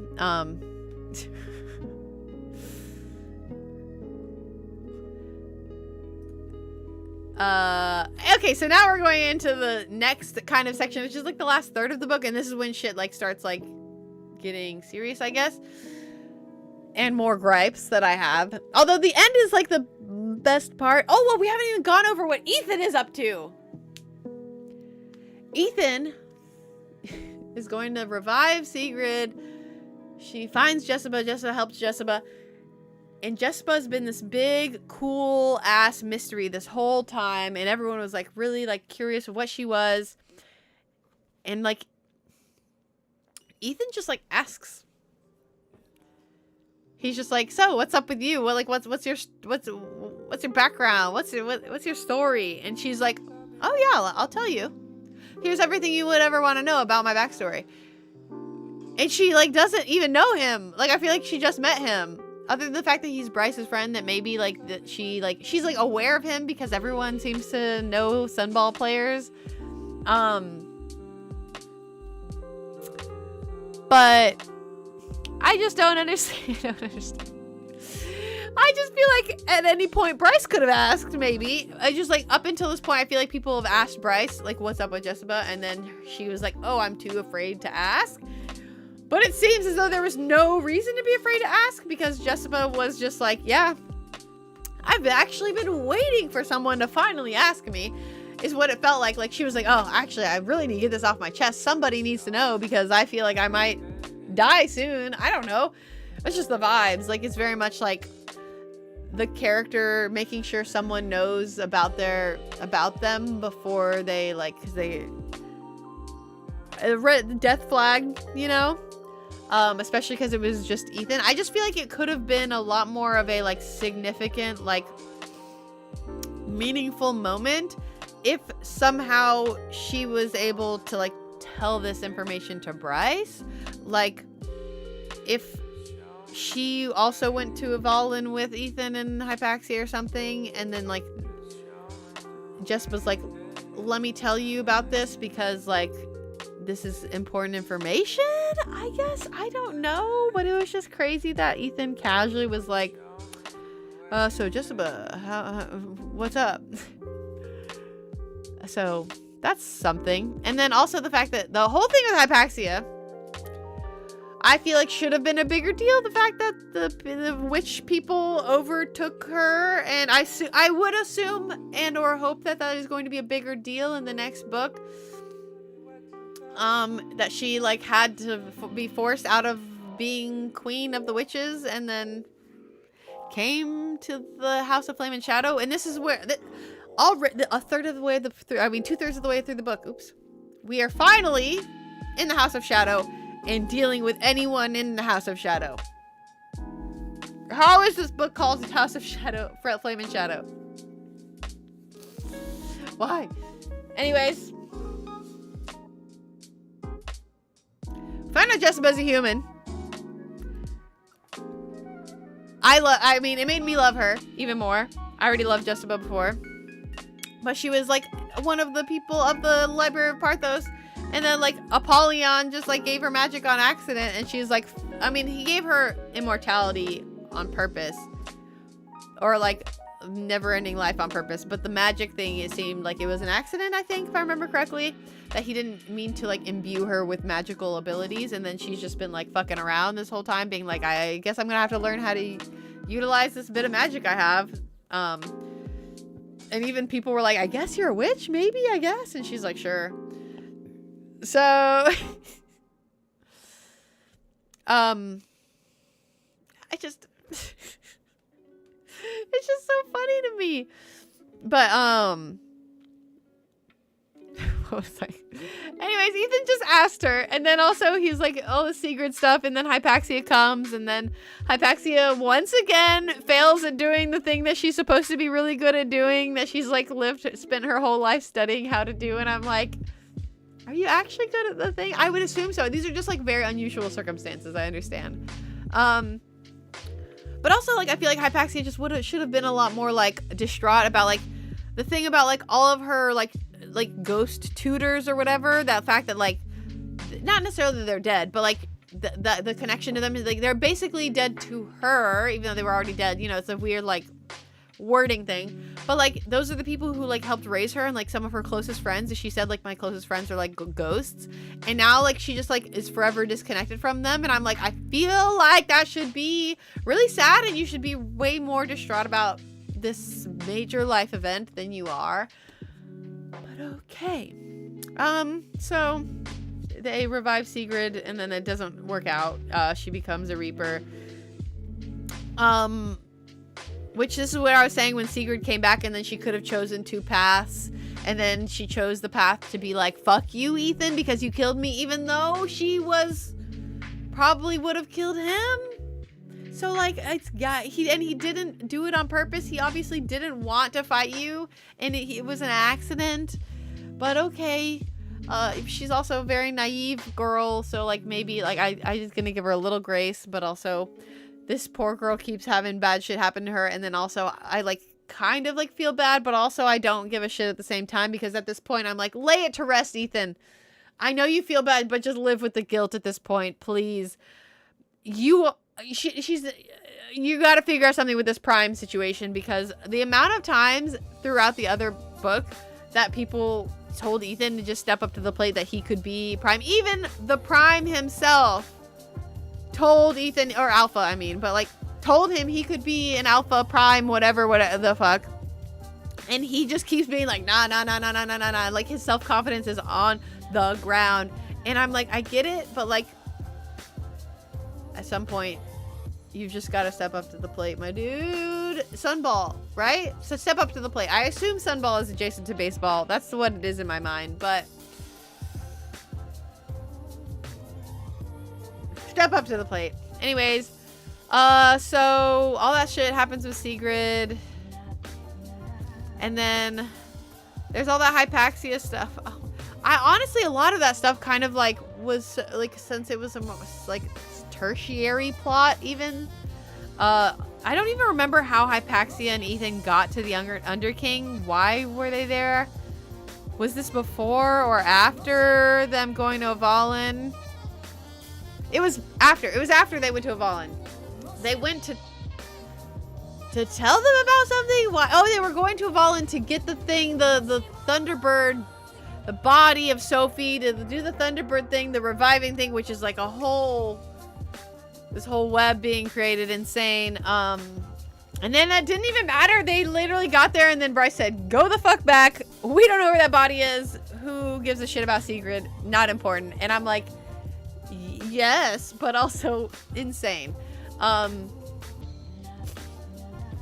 then they just go back, and then Bryce is like, y'all gotta figure out this parasite thing. Hypaxia says, bet. And then she's really good at being in medicine for some reason, but not the necromancy thing.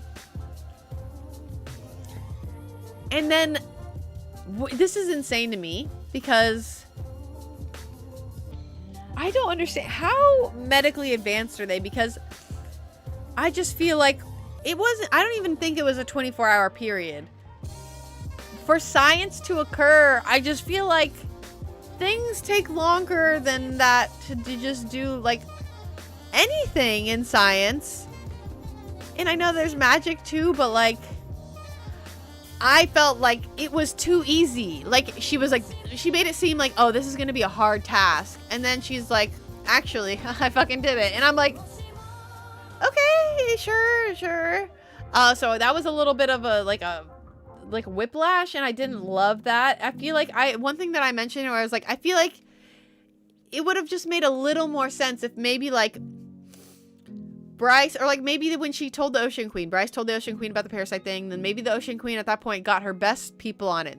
She's like, actually, we have a really good team of scientists. The scientists are going to go work on it.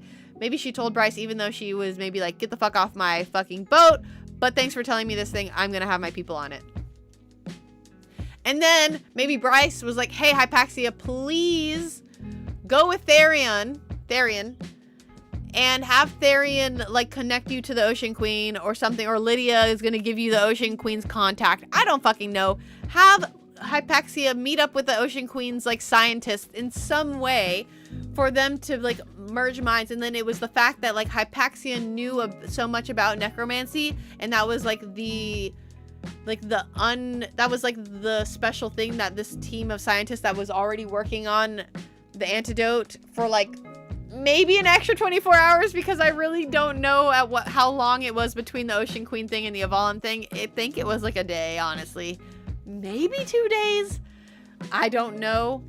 But that would have at least made like this much more sense. Like if the Ocean Queen had like a couple of days headway, a whole team of really good scientists, because they seem to have a pretty advanced system, so it makes sense.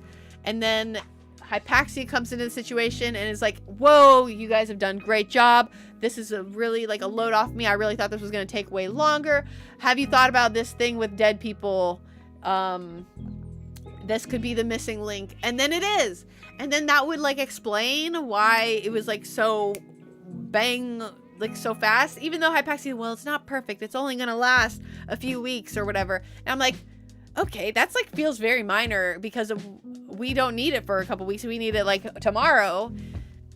So it seems good to me. And just like the qualm is that it's not a permanent thing yet. Even though if you figured out how to do it baseline in a day, then I feel like all you need is another day and you'll probably figure out how to make it permanent. You know, I don't know. It's just crazy to me. So that's a whole thing in my mind of, yeah. Oh my god, there's so much more. I feel like, no, actually, what kind of? What time is it? It says right here. Okay, 11.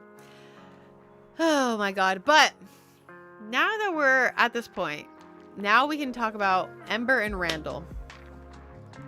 Are you like Ember? Okay.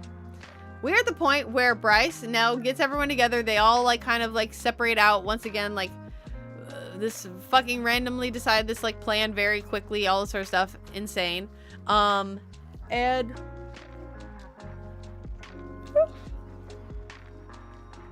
And then her plan, she doesn't tell her parents what the plan is. She leaves Emil, or what's his other name? Can't remember. Emil, she leaves him. I don't, whatever. There's the Celestina thing that happens, and that's all crazy, and seemingly kind of doesn't matter. It also, once again, Hunt trauma related things that is just kind of is like, suck it up, Hunt, just deal with it. These are the facts. And he's like, okay, I guess.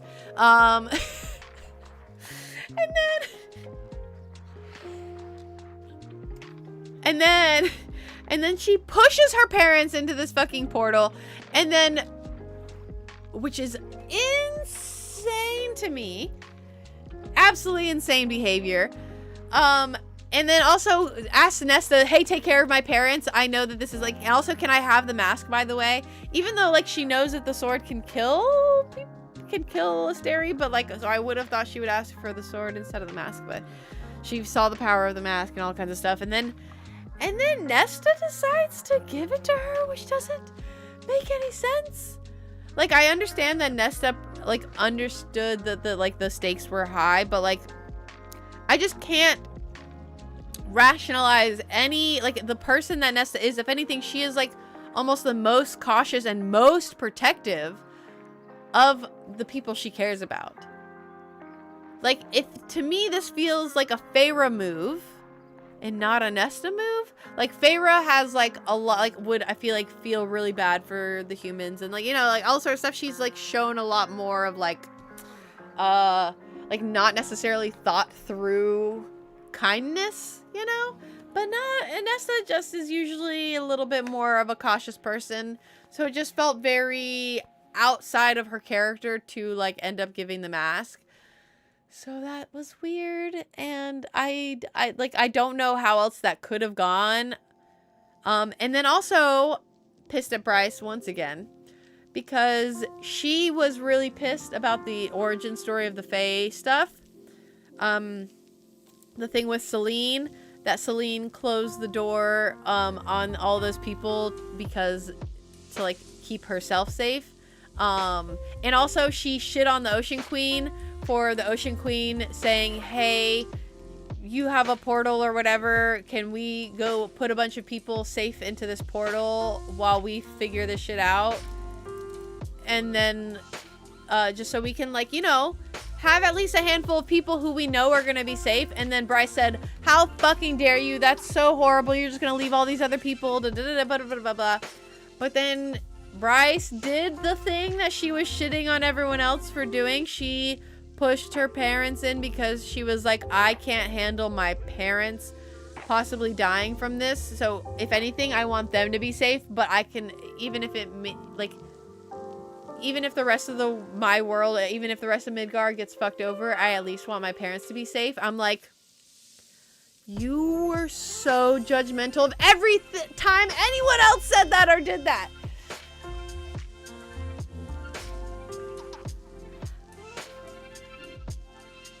Okay.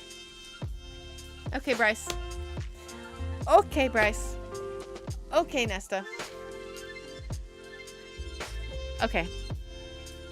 I don't understand why Nesta gave her the mask. Like, it's a good thing she did it, obviously, but it just doesn't align with Nesta, I feel like, as a character. It just would have made more sense to for Feyre to do it, even though Feyre would have no reason to have the mask, but like, that's besides the point. We're already like shifting like what we expect from people. So that was a little bit of an annoyance, you know? So, I mean, I'm glad that the Ember, Randall, Nesta stuff happened because it was very sweet and wonderful, and I liked that they met. That was nice. That doesn't mean that it's the leading up to that situation made any sense. Yeah. Anyway, so she pushed her parents in. Like I said, Celestina came, Isaiah came, all that sort of stuff came, and then they killed the Harpy again. I don't know. I just felt like, okay. I mean, I guess it should prove that you can, that like using Hunt's power, that you can bring people back to life. I guess that's what the point of that was. Maybe to show that that's a thing. And then we went on our merry way to go kill the Asteri, right? Right? Let me look at my notes real quick. I'm trying to see if there's anything that I feel like I really want to talk about up until this point that I missed. Oh yeah, like Rune and Lydia almost had sex in a barn, surrounded by people, and that was funny.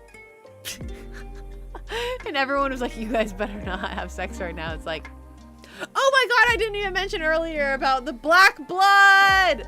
Also, we didn't mention the Underking stuff. Wait, we haven't gotten to that yet because we were kind of just going after Aval and stuff. Black blood! I have so many questions because I really thought that the Asteri were going to be the Tog gods. Like the Mala, like all, fire, all of those gods. When Aelin was in the like weird, like, god thing, it just felt very Asteri. It just felt like what the Asteri were. So I thought the Asteri were the gods from Throne of Glass, or even if they were not the same, but they were like related. They were also Asteri people, you know, because I think the Asteri had mentioned that they have like siblings and stuff that take over other worlds.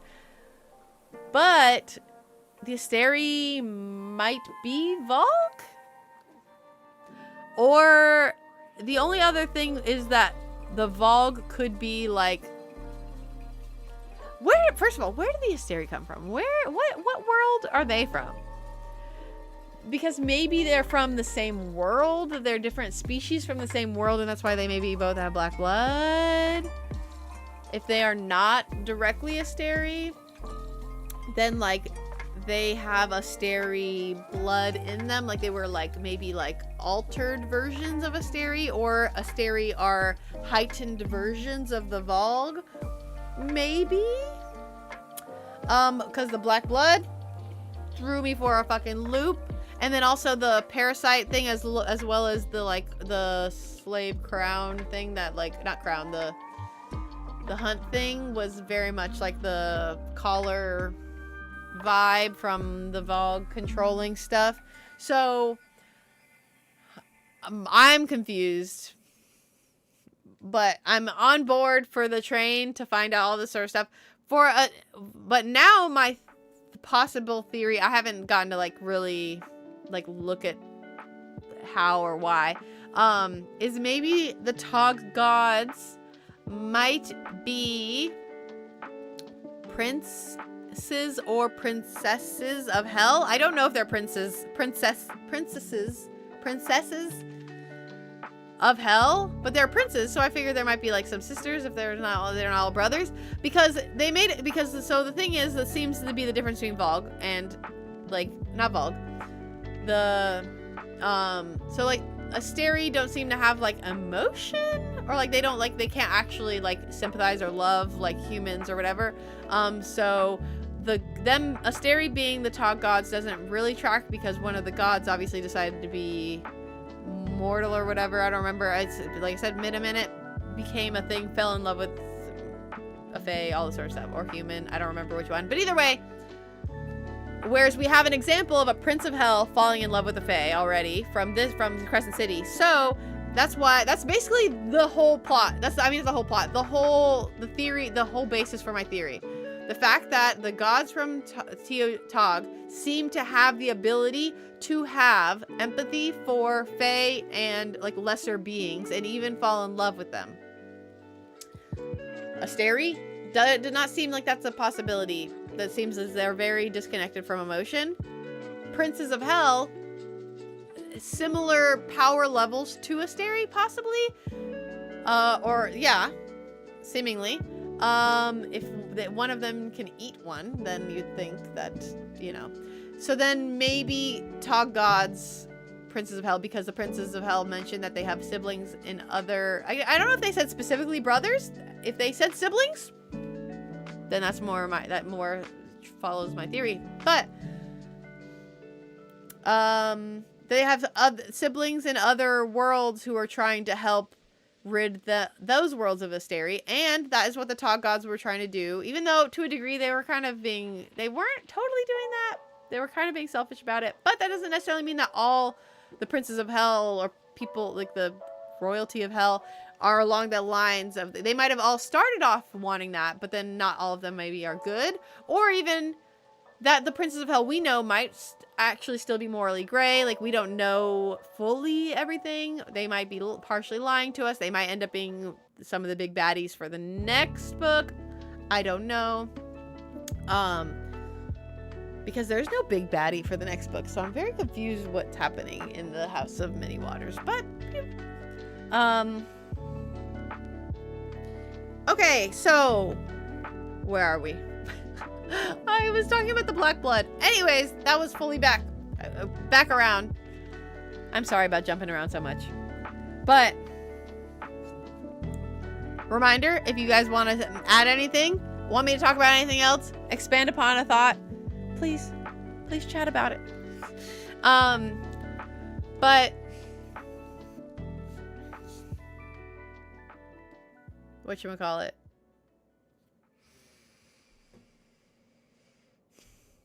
Okay, so we are Underking thing. I was gonna go to the Underking. Lydia and Rune are in the city, but Hypaxia and Ethan go to the Underking. Like I said, can't remember why they were there. I know it was to do the Sigrid thing. They were, once again, Sigrid. Too much happening with Sigrid. Trying to get Sigrid out of the situation of the Reaper thing. Trying to get out of the Underking, whatever. Underking from the Throne of Glass world, which is cool.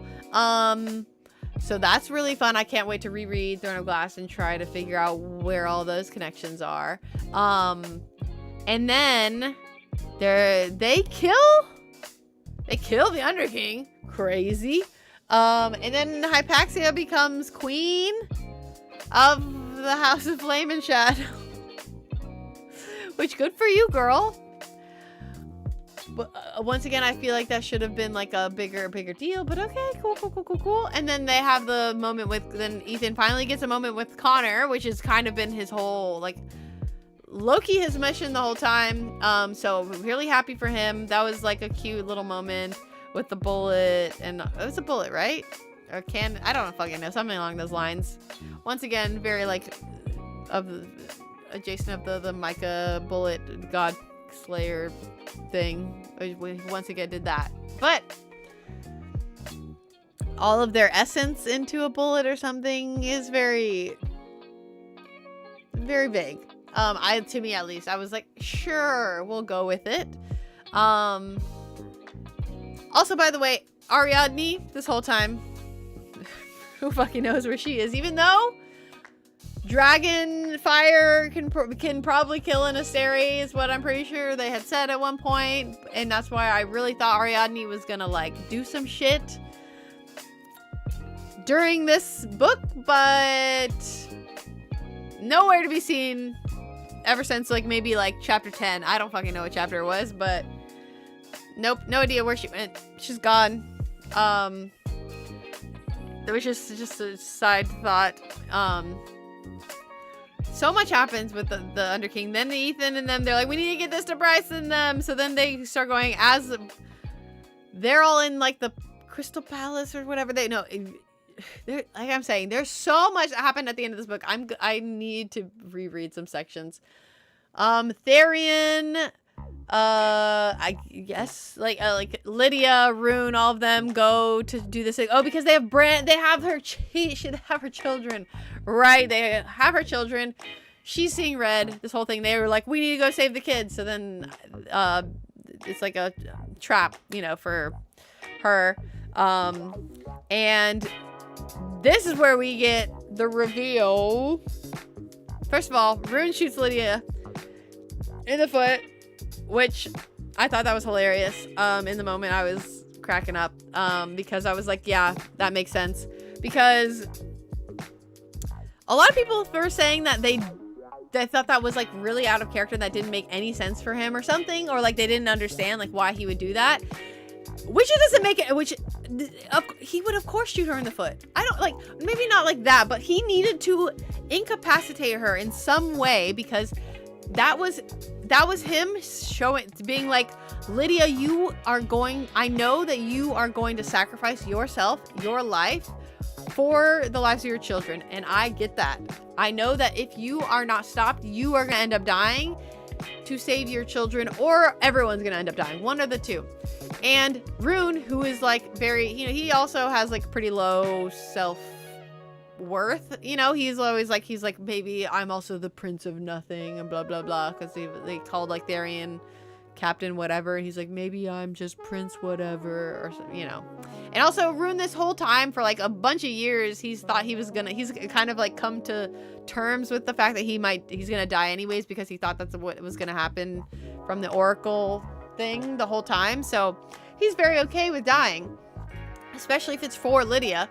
So he shoots Lydia in the foot to be like, you're not dying, I'm gonna sacrifice myself for you and your sons, because you deserve to live and you deserve to be a mother, and you deserve, like, to me, that action said all of those things. That action said, I love you and I don't want you to die, and I would rather die for you to be able to live and be a mother and love these boys and all sort of stuff. So I was like, this is so sweet. Which is an insane thing to say. That, oh my God, so wonderful and sweet. Rune, you shot your girlfriend in the foot. Never would say that in any other circumstance. We stand with Meg the Stallion, okay? But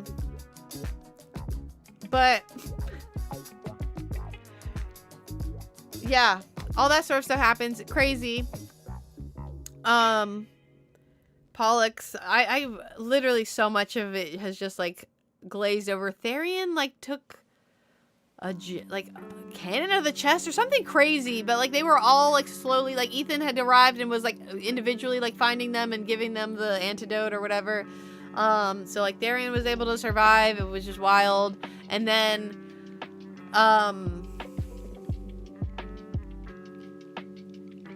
Lydia took the fucking thing, and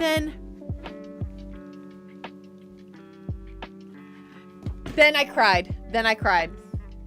Because, I mean, there was already the thing that she had named her son Bran, and then that was already like a little like, But the fact that she then was like, oh yeah, I am of the line of Brennan. She is directly she has the same ancestry as Aelin. I mean, I think Dorian too, but I love Dorian. Love that man's. But Aelin is my bitch. And so it's just Aelin would be looking at her ancestor. No, wait, not Aaron. Well, her because she calls like Dorian her like really like far removed cousin essentially. So that's kind of what I guess Lydia is to her as well. But either way, Aelin would be so proud and so happy to be related to Lydia, and I am happy and vice versa. I love them both. It just makes so much sense that they are both the bright shine sun of my life, my whole universe, my world, my everything. You know, just makes sense. So that was a wonderful, it just made me feel so happy, and I was crying because I was like, Aelin. So yeah, I love that scene. And then the thing with the boys, and it was very wonderful and sweet. And then, like I said, one thing that someone mentioned in one of the things I was watching, was that when we were saying that Rune, people were upset that Rune shot Lydia in the foot, they were like, you could totally see other couples that Sarah J. Maas has written do that same thing. Rowan would totally shoot Aelin in the foot to prevent her from doing something dumb because that bitch is self-sacrificial.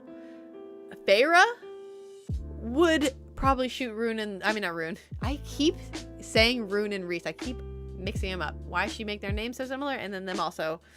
Same powers, same looks, whatever. Vice versa. Maybe not Rhys. Rhys would maybe not shoot Feyre in the foot. Probably, maybe. But I can see Feyre shooting Rhys in the foot. That could be a thing. Or, if we're doing other relations, Cassian or Azriel would probably shoot Rhys in the foot. Or to any of them, they would shoot each other in the foot to prevent each other from doing dumb shit. Let's think. There's just so many people who would probably do that to prevent their significant other to not be self-sacrificial because they love being self-sacrificial. So yeah, surprised that Hunt didn't shoot Bryce in the foot, but I feel like Hunt would do that. Yeah, I don't know if something about it. I just feel like there's certain vibes, but that was that whole scene with Lydia was just amazing and beautiful, and I cried, and I was like, I love that she's related to Aelin. Yeah. Anyways, so then we're back to Bryce and Hunt fighting Acerys stuff, and then there was she killed one with the thing, and then hunted the lightning thing, and there was just so much happening, and also a lot happening where Hunt was I just think that this is what I'm supposed to do, and I guess if he is bred to be a accessory to Bryce essentially, or a tool for her, then I guess it makes sense for him to have this almost animalistic instinct of what he's supposed to do when the moment arises, you know? So the fact that he just knew what to do and then it was lightning strike, and then it worked. Cool. And then, but the one thing that at the end, it just started getting so weirdly sci-fi, which is I love a sci-fi. It just is so jarring from going from like very fantasy, even though it's modern fantasy, but it's still like very fantasy magic kind of vibes, to just being like, now we're in space, black holes. And also with the mask on, I can control. Also, I was so confused about the wings thing. They had the wings, and were they just wings with like ghosts attached to them or something? Or was it like, were they just a bunch of floating wings? I wasn't totally, my visualization of that felt kind of silly in my head, and I couldn't quite figure out what it looked like in my head, so I just kind of was like, I'm just not gonna think too hard about it, because it feels a little silly. Like, it just looks silly in my head. So let's just not think about it. Same thing with Ruin's hand. Like, it's the Deadpool thing. I just didn't want to think about it. Just was like, no. And every time he would like sometimes bring up the hand, like when he would work out, he was like, yeah, my hand's still pale. I'm like, I don't think it's probably also not fully grown. And also probably, when he was, him and Lydia were like kind of getting a little, you know, touchy-feely in the barn, I think. He mentioned something about his hand. I was like, why? Don't mention your hand right now, please. Don't mention your hand right now. Anyways, sci-fi, Bryce then also put the like ghosts or like the souls of the revolution people into these like mech suits, which is crazy that she was like, this is gonna work. This is totally how I'm gonna use the mask. I was like, for someone who has zero experience using this mask and does not know what it is or how it works, you just saw Nesta use it once to revive Bones. That's all you did. And you made all of these assumptions and connections. And then once again, it worked. How? Once again, all of these crazy plans that Bryce had that don't necessarily make sense, or why they're just so left field. Or then they also like are like kind of would put other people in danger if it didn't work out. And then it just ends up working, which I was like, okay. So I was more weirded out about the like dead soul, like the souls of the rebellion people like inhabiting the mech suits was more weird to me than them being in space.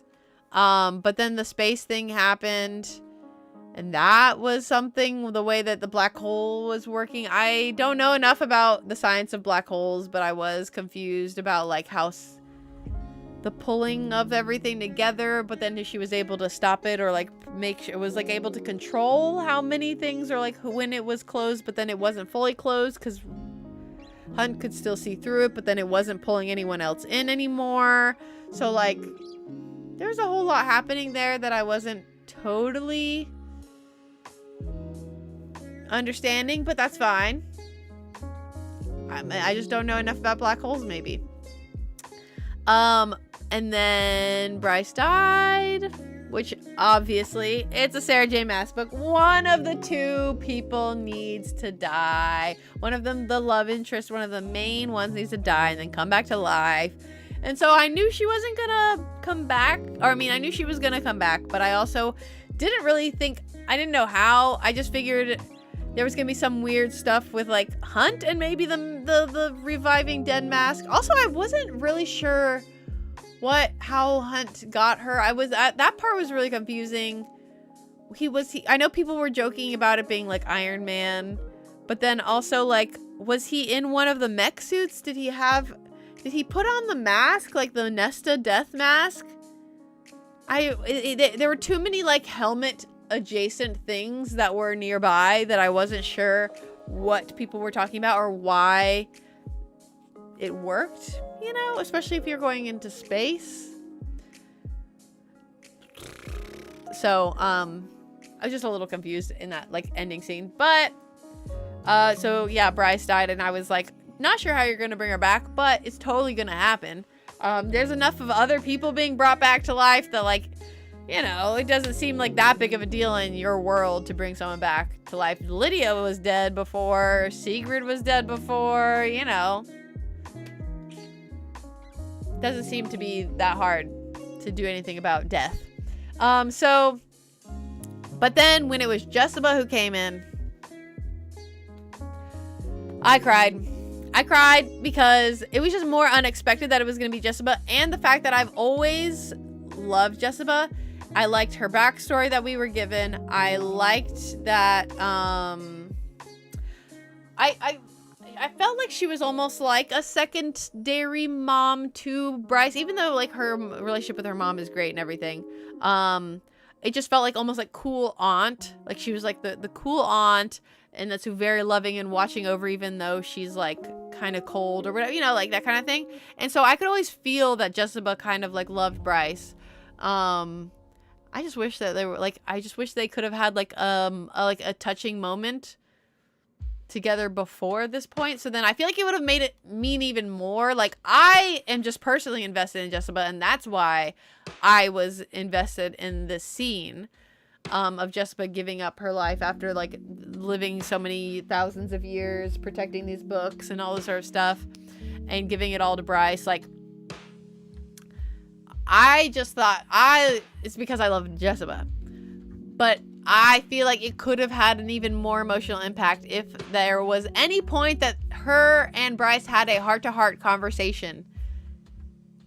Anytime in the past, I mean, at this point, throughout this whole book, or in any of the previous two books. Because most of the time, I feel like Bryce was just talking to Jessica on the phone. Like, almost never was Bryce face-to-face with Jessica. Almost never. Always phone call, video call. That's... Okay. But anyway, I cried either way, so I can't complain too much. I cried. I just think I could have cried harder if there was a little more specific connection there of like a protection, appreciation, love of each other's, like whatever. So yeah. And then that all happened. And then I guess that's the end of the book. After I've been talking about it for 3 hours. I think that's everything. I mean, I have other things if we want to talk about bonus chapters, which I'll talk about bonus chapters. And I was also going to mention like kind of like I mentioned a little bit about stuff of like what the next book is even going to be about, because I'm very confused that the next book would be called, first of all, House of Many Waters. I feel like the House of Many Waters was more involved in this book than the House of Flame and Shadow was, but I guess like Jessica being the one to save the day, I guess makes up for that or something. So that's, I guess, help. I don't know. I wish that I do. Sometimes I don't know what she's going to do for the next book. The only thing I could think is that it might have something to do with the problem of the first light, because they like are going to run out of energy. So one of the very common reoccurrences like that they talk about in a lot of the bonus chapters, this isn't a spoiler really, it's just that because a lot of the bonus chapters take place after the occurrences of this book. Actually only 2 of them. 3 of them? 2 of them. And they talk a lot about the fact that they're going to run out of energy soon, because it was all run off of like Asteri, or like their donated power or whatever is how they ran like all the lights and all the electricity and everything that they like everything. So they don't really know what they're going to do, but I just don't know how like to make if that sounds like it could be a major issue to try to tackle in the next book. But it just doesn't sound very interesting, like city infrastructure. As much as I almost went to school. Oh, I mean, I did start going to school I wanted to go into renewable energy. I wanted to go into hydroelectricity. So I think it's cool.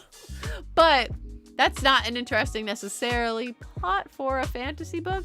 I assume that there's going to be a power vacuum of some kind. Oh, yeah, I guess also the Bryce and the Fae thing, which is like, I don't know. Like, I know she was like, well, I'm not going to be queen, but before I give over, like, we're not going to have any royalty anymore. Like, I'm going to, like, make the Fae force them to be, like, more equitable and stuff. But, like, I just feel like just telling them that doesn't actually, like, change. I feel like that's just not how you change a people, you know, by, like, forcing these rules upon them. I feel like that's just going to make them resentful towards you and then, like, make them, like, riot themselves or revolt. Once again, I don't think that Bryce or Sarah J. Maas has done research on, like, revolutions and, like, power vacuums. When you get rid of, like, overlords, then usually a power vacuum exists and someone who is equally as bad or worse is ready to run in and take control. So I assume that's what's going to happen in the next one, and I assume we're going to get a lot more with Ariadne, we're going to get more with Therian, we're going to get more with Ethan, because, oh my god, I didn't talk about all the Ethan stuff. Ethan went back, killed Sabine, which crazy. Once again, that's why I was confused. I don't know. Astronomer, Sigurd killed the astronomer. This is, like, literally how it went in my head, because I was so not invested in the wolf shit that was happening, because I, at that point, was like, Ethan doesn't want this. I don't understand. Like, I felt like Ethan was just going to end up the prime the entire time anyways. And everything else that happened just felt like a roundabout way, like a plot device to make Ethan have to be prime. Like, that's what it felt like. And also, the fight between everyone happened in, like, a page or two. Like, it just was, like, it was, like, all right. Now he's prime. And there was all this, although I like Perry. Also, when you think every time you're reminded that this book takes place within a week, it's crazy that, like, Ethan is already, like, kind of, like, I don't know, there's obviously something there with Perry, and he, like, a week ago, he's obsessed in love with Bryce. Over it. Over it. Totally fine now. I kind of like Perry. I mean, I love it, but I'm just saying, like, okay, Ethan. I talked to my brother. I feel better. I'm fine now. I love Perry, even though he didn't say that. I just am saying, like, it just, that's the vibes. I love Perry. I low-key was like, actually, Perry should be prime. I want Perry to be prime. So my assumption is maybe that, like, maybe they'll be, like, maybe they'll find a way that, like, him and Perry get together in the next book and then they, like, share, like, power. Maybe they find a way to, like, equally distribute power so it doesn't have to be prime because he doesn't really want to be prime and he doesn't figure all that sort of shit out. I don't know. I assume River Queen, Ocean Queen is going to be a big deal in the next book because House of Many Waters, the water is contaminated. Those people, the Ocean Queen knows that Bryce can teleport into another world, and also they are the original magical creatures from this world, so I feel like maybe, if anything, Ocean Queen could become big baddie, maybe, to be like, I actually want to rule everything, and I want to kick all of you guys who invaded my world, even if it was at the hands of the Asteri. I want you all to go back to your original, like, worlds. Maybe that'll be the plot point, but that just seems like a lot to happen in a singular book, because I feel like there's only going to be one more Crescent City book, right? Because there's only 4 houses, unless she does a different naming convention for, like, a different, like, set of, like, plot points or something. I don't know. But yeah. So that's what I was thinking about what could happen in the next book. But ultimately, very, very not sure. But the extra chapters, wonderful. I actually read the Bryce, Nesta, and Azriel chapter before I finished the book, because one of my friends who had finished before me and then had read all the chapters told me, hey, by the way, you can read this chapter before you finish the book. And I was like, okay, then I'm going to go ahead and read it. So I read it, and I think that chapter should have been in the book. Also, when she went to go get her parents again, that was very cute. There was a cute scene and everything, and, like, Nesta was very touching and all sorts of stuff, which will come back. But I think that the fact that we got there's at least some more, like, like relationship building that happens and some more like compassion and friendship-ish building that happens in that extra chapter makes it this much more convincing that Nesta would give her the mask, and also this much more convincing that Bryce would trust Nesta with her parents, vice versa, other than just both of them going off of being like, I like your vibes, girl. I think we could be friends. I like your vibe. And I'm like, okay, like I feel that about a lot of people that I interact with. But that doesn't mean that I would like be like, hey, could you protect the people I care most about in this whole world from like this like world ending like power? I don't understand. Okay, but okay. Yeah, it's just crazy. Crazy still that Nesta was like, you could die with the mask. Even if you die and someone else gets the mask, like someone else could maybe use your dead body to get the horn and then like come invade our world. I mean, I guess they couldn't have stopped that from happening anyway. I guess, does that work that way? If Bryce dies? Because I mean, they joked, well, it wasn't a joke, but how Bryce was like, oh my God, you guys would cut this thing out of my back and blah, blah, blah. And they were like, I mean, we probably would. And I'm like, yeah, you probably would. But does that mean that like outside of Bryce, like if she dies, then like you could still use her body as a whole?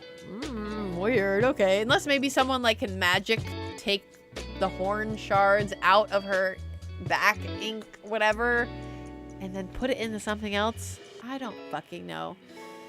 Anyways, I'm just thinking through all this stuff. Too many things. But yeah, so that extra chapter where they like kind of got along over music and stuff, which was so cute.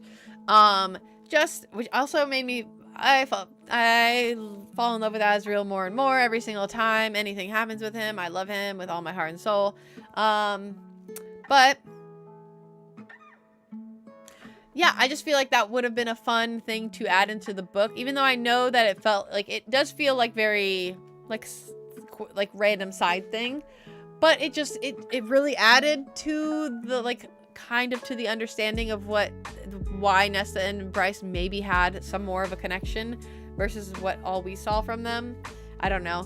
But speaking of Ember and Randall, their extra chapter, so good too. And they also showed like Reese being like really pissed, which is so understandable. Very reasonable. It's crazy that Ember is like, he's being too hard on you. And I'm like, no. Okay, Ember, I feel like I get that you know Bryce and all sorts of stuff, and you think all these things. But Reese's anger and being upset is so valid for what just happened. Like, I feel like it's so valid that he'd be that pissed. And I mean, like, yeah, it's one of those things, well, what's done is done. Like, yeah, but then you can still try and be like, why the fuck did you do that? Why? What thought process did you have that you thought that that was okay? You could still be pissed about something and it be done and done. Like, I mean, but anyway, either way, Ember and Randall thing was very cute. Randall had a gun with him, therefore showing that he had to have shown Cassian, probably Azriel, and probably Reese, like, show how to use the gun, which is so funny. Or at least shown them, like, do you think that they're gonna make guns now? I feel like next ACOTAR book, they're gonna be like, we heard of this thing called a gun. We made them. Or at least, like, send it over to the Dawn Court or whatever and be like, hey, we heard of this thing, and we think you guys, this could be really cool. Could you guys figure out how to make a gun? And they'd be like, on it. Maybe. I don't know. They seem like they're probably they're more neutral, so maybe they wouldn't try to create weapons of war. Who knows? But, yeah, Ember and Randall. That chapter was so cute. The Bryson Hunt chapter, pretty cute. It was all right. Probably my least favorite of all of the extra chapters. The Bryce and Danica one, that happened before the whole series happened, which was crazy. I was like, I mean, we could have gotten this bonus chapter at any point, but I just, crazy. I don't know. Other than the fact that there was like a hint to like the Baxian thing in it. So, and when I was first reading the chapter, I didn't realize it was going to be the night that they got the tattoos kind of thing. At first, I thought it was going to be like, I thought it was actually going to end up being a like Danica meeting Baxian chapter somehow, which I really would like. I would really want a Danica and Baxian chapter, actually. Maybe next book we'll get an extra Baxian, and that just because of... Also, Baxian didn't die, which is crazy. I just wanted somebody, when they do this crazy shit, the same problem I had with ACOTAR, when you do a lot of crazy, dangerous stuff, and everyone is in danger of dying, and everyone thinks that everyone's gonna die, and then nobody dies? Well, nobody permanently dies. It's just like, no, it just feels like the stakes aren't actually high. I feel like Amryn could have died, and it would have been not fine. It would have been sad, obviously, but like, I mean, she probably has bigger plans for Amryn, which is why she didn't fully kill her off. But like, it would have just made things feel more serious, made things feel more real. Like in Throne of Glass, the fact that I mean, at least she killed one person. She killed Gavriel, which I was actually really sad about. I did cry when Gavriel died, but even though he wasn't in the book for very long, but I still really liked him. But it's because, yeah, anyways. But I figured, I mean, oh, no, never mind. Throne of Glass doesn't count the 13. Then that makes up for all of it. That's why I feel like why I love the end of Throne of Glass so much. But anyways. In the Rune and Lydia chapter, I did tear up at the Rune and Lydia chapter because finally we get like actually like a wedding scene, and that was just so cute. And then, but it still is like the fact that Bryce and Lydia get along still. Yeah, okay. Not with her judgy self, and by that I mean Bryce's judgy self, but okay. But them being just like cute and like happy is just like all I could ever ask for. And so I loved it so much, and I am so glad that that they had a Rune and Lydia chapter. I want a whole Rune and Lydia book, even if it's just them living the normal mundane life. I want it. Also, the fact that Bryce can just winnow so far, like, what? And she can just do it all, like, with her, like, power levels, whatever, now that they have the, like, the medicine antidote thing. I feel like now the Crescent City Fae are now stronger than the ACOTAR Fae when they take that stuff. And I'm like, what would happen if is there something slightly suppressing the ACOTAR Fae people? Because, like, now, because there's only, like, one, I think there's one person in ACOTAR who can, like, winnow really far away. Like, and they can only do it a little bit. Like, it's like Reese or something. Which makes sense. But, like, I don't know. And I figured also more people would be able to more people would be able to winnow. But, I mean, that's probably a whole thing of just, like, you know how, like, in Avatar, like, in The Legend of Korra, when, like, from Avatar to The Legend of Korra, more, like, everyone can, like, oh, not everyone, but a bunch of people can metal bend, but because, like, Toph invented metal bending, so then now in the future, like, it's a whole thing and everyone knows how to metal bend, or not, but a lot of people can. So I feel like it should be the same thing with winnowing, hopefully, and like a lot of the Fae powers is like before almost no one could do it, but now that we have shown we figured out how to like really utilize it and teach ourselves this, and then we also have this pill thing, I don't fucking know, then now everyone's gonna know how to winnow. But that was just a full side note. Anyways, I think that might be everything. Oh, I saw this crazy, did I tell you? I don't know if I mentioned this. I saw this crazy theory on Tumblr that that people think that Nesta could be pregnant just because of how like gentle and kind, and like especially with the Ember stuff. I know that Nesta has mommy issues and daddy issues, but mommy issues, so then it's like very like meaningful to her for like someone to be motherly to her, like an actual mother to be motherly to her, especially like a human mother. So but there was that whole thing, but then like I don't know. I just felt like there was some deeper thing. And then also with how gentle Azrael was. Oh, I did mention this earlier. I did. But I wanted to add on that fact with the bonus chapter. We're talking about the bonus chapters. I just feel like people were being a little nicer and gentle towards Nesta. And also the fact that she did the whole fixing her birthing hips or whatever at the end of the other thing. So there's a plan to eventually for Nesta to have children eventually. I guess I don't know if it'll be within these books, but it could explain why there's such a shift in everyone's personality if there was a major life event like that, you know? So anyways, wow. I think that's everything now that I've been talking for 4 hours. I mean, 45 minutes of that was talking about other stuff, but god damn, I can talk for a long time. Just me talking to myself. Anyways, yeah, thanks so much. Like I said, there is a community poll for the next book for the book that we're going to read for the next month. So the second Sunday of next month is going to be March 10th. So that is what the date for currently, that's the set date that we're going to have our next book club meeting. And then tomorrow I'll like announce or tomorrow or on Tuesday, depending on, because it's usually like a 24-hour poll, you know?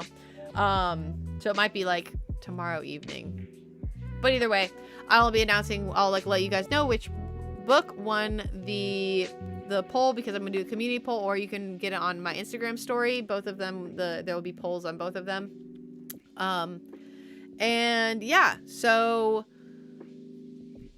I'll announce everywhere on all the socials that was a thing, of what book we chose, so then we can all read it. And then we're not trying to do any sort of chapter thing, like we're not trying to hit certain chapters at different points. We are just going to meet back up on March 10th and talk about the book, and that's what we're gonna do.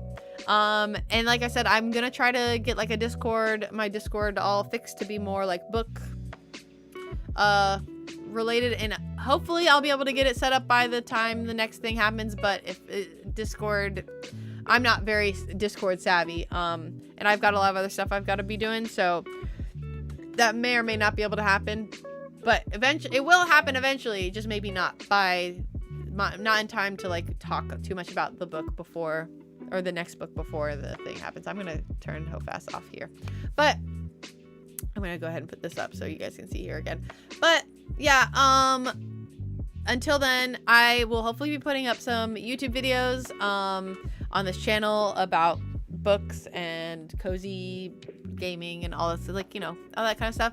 If you would like to join me on other live streams, I do co-working streams on Twitch from Monday to Thursday, every day from approximately 11 a.m. Eastern time to approximately 4 p.m. Eastern time. Sometimes it's usually not earlier than 11 because I sleep in a lot.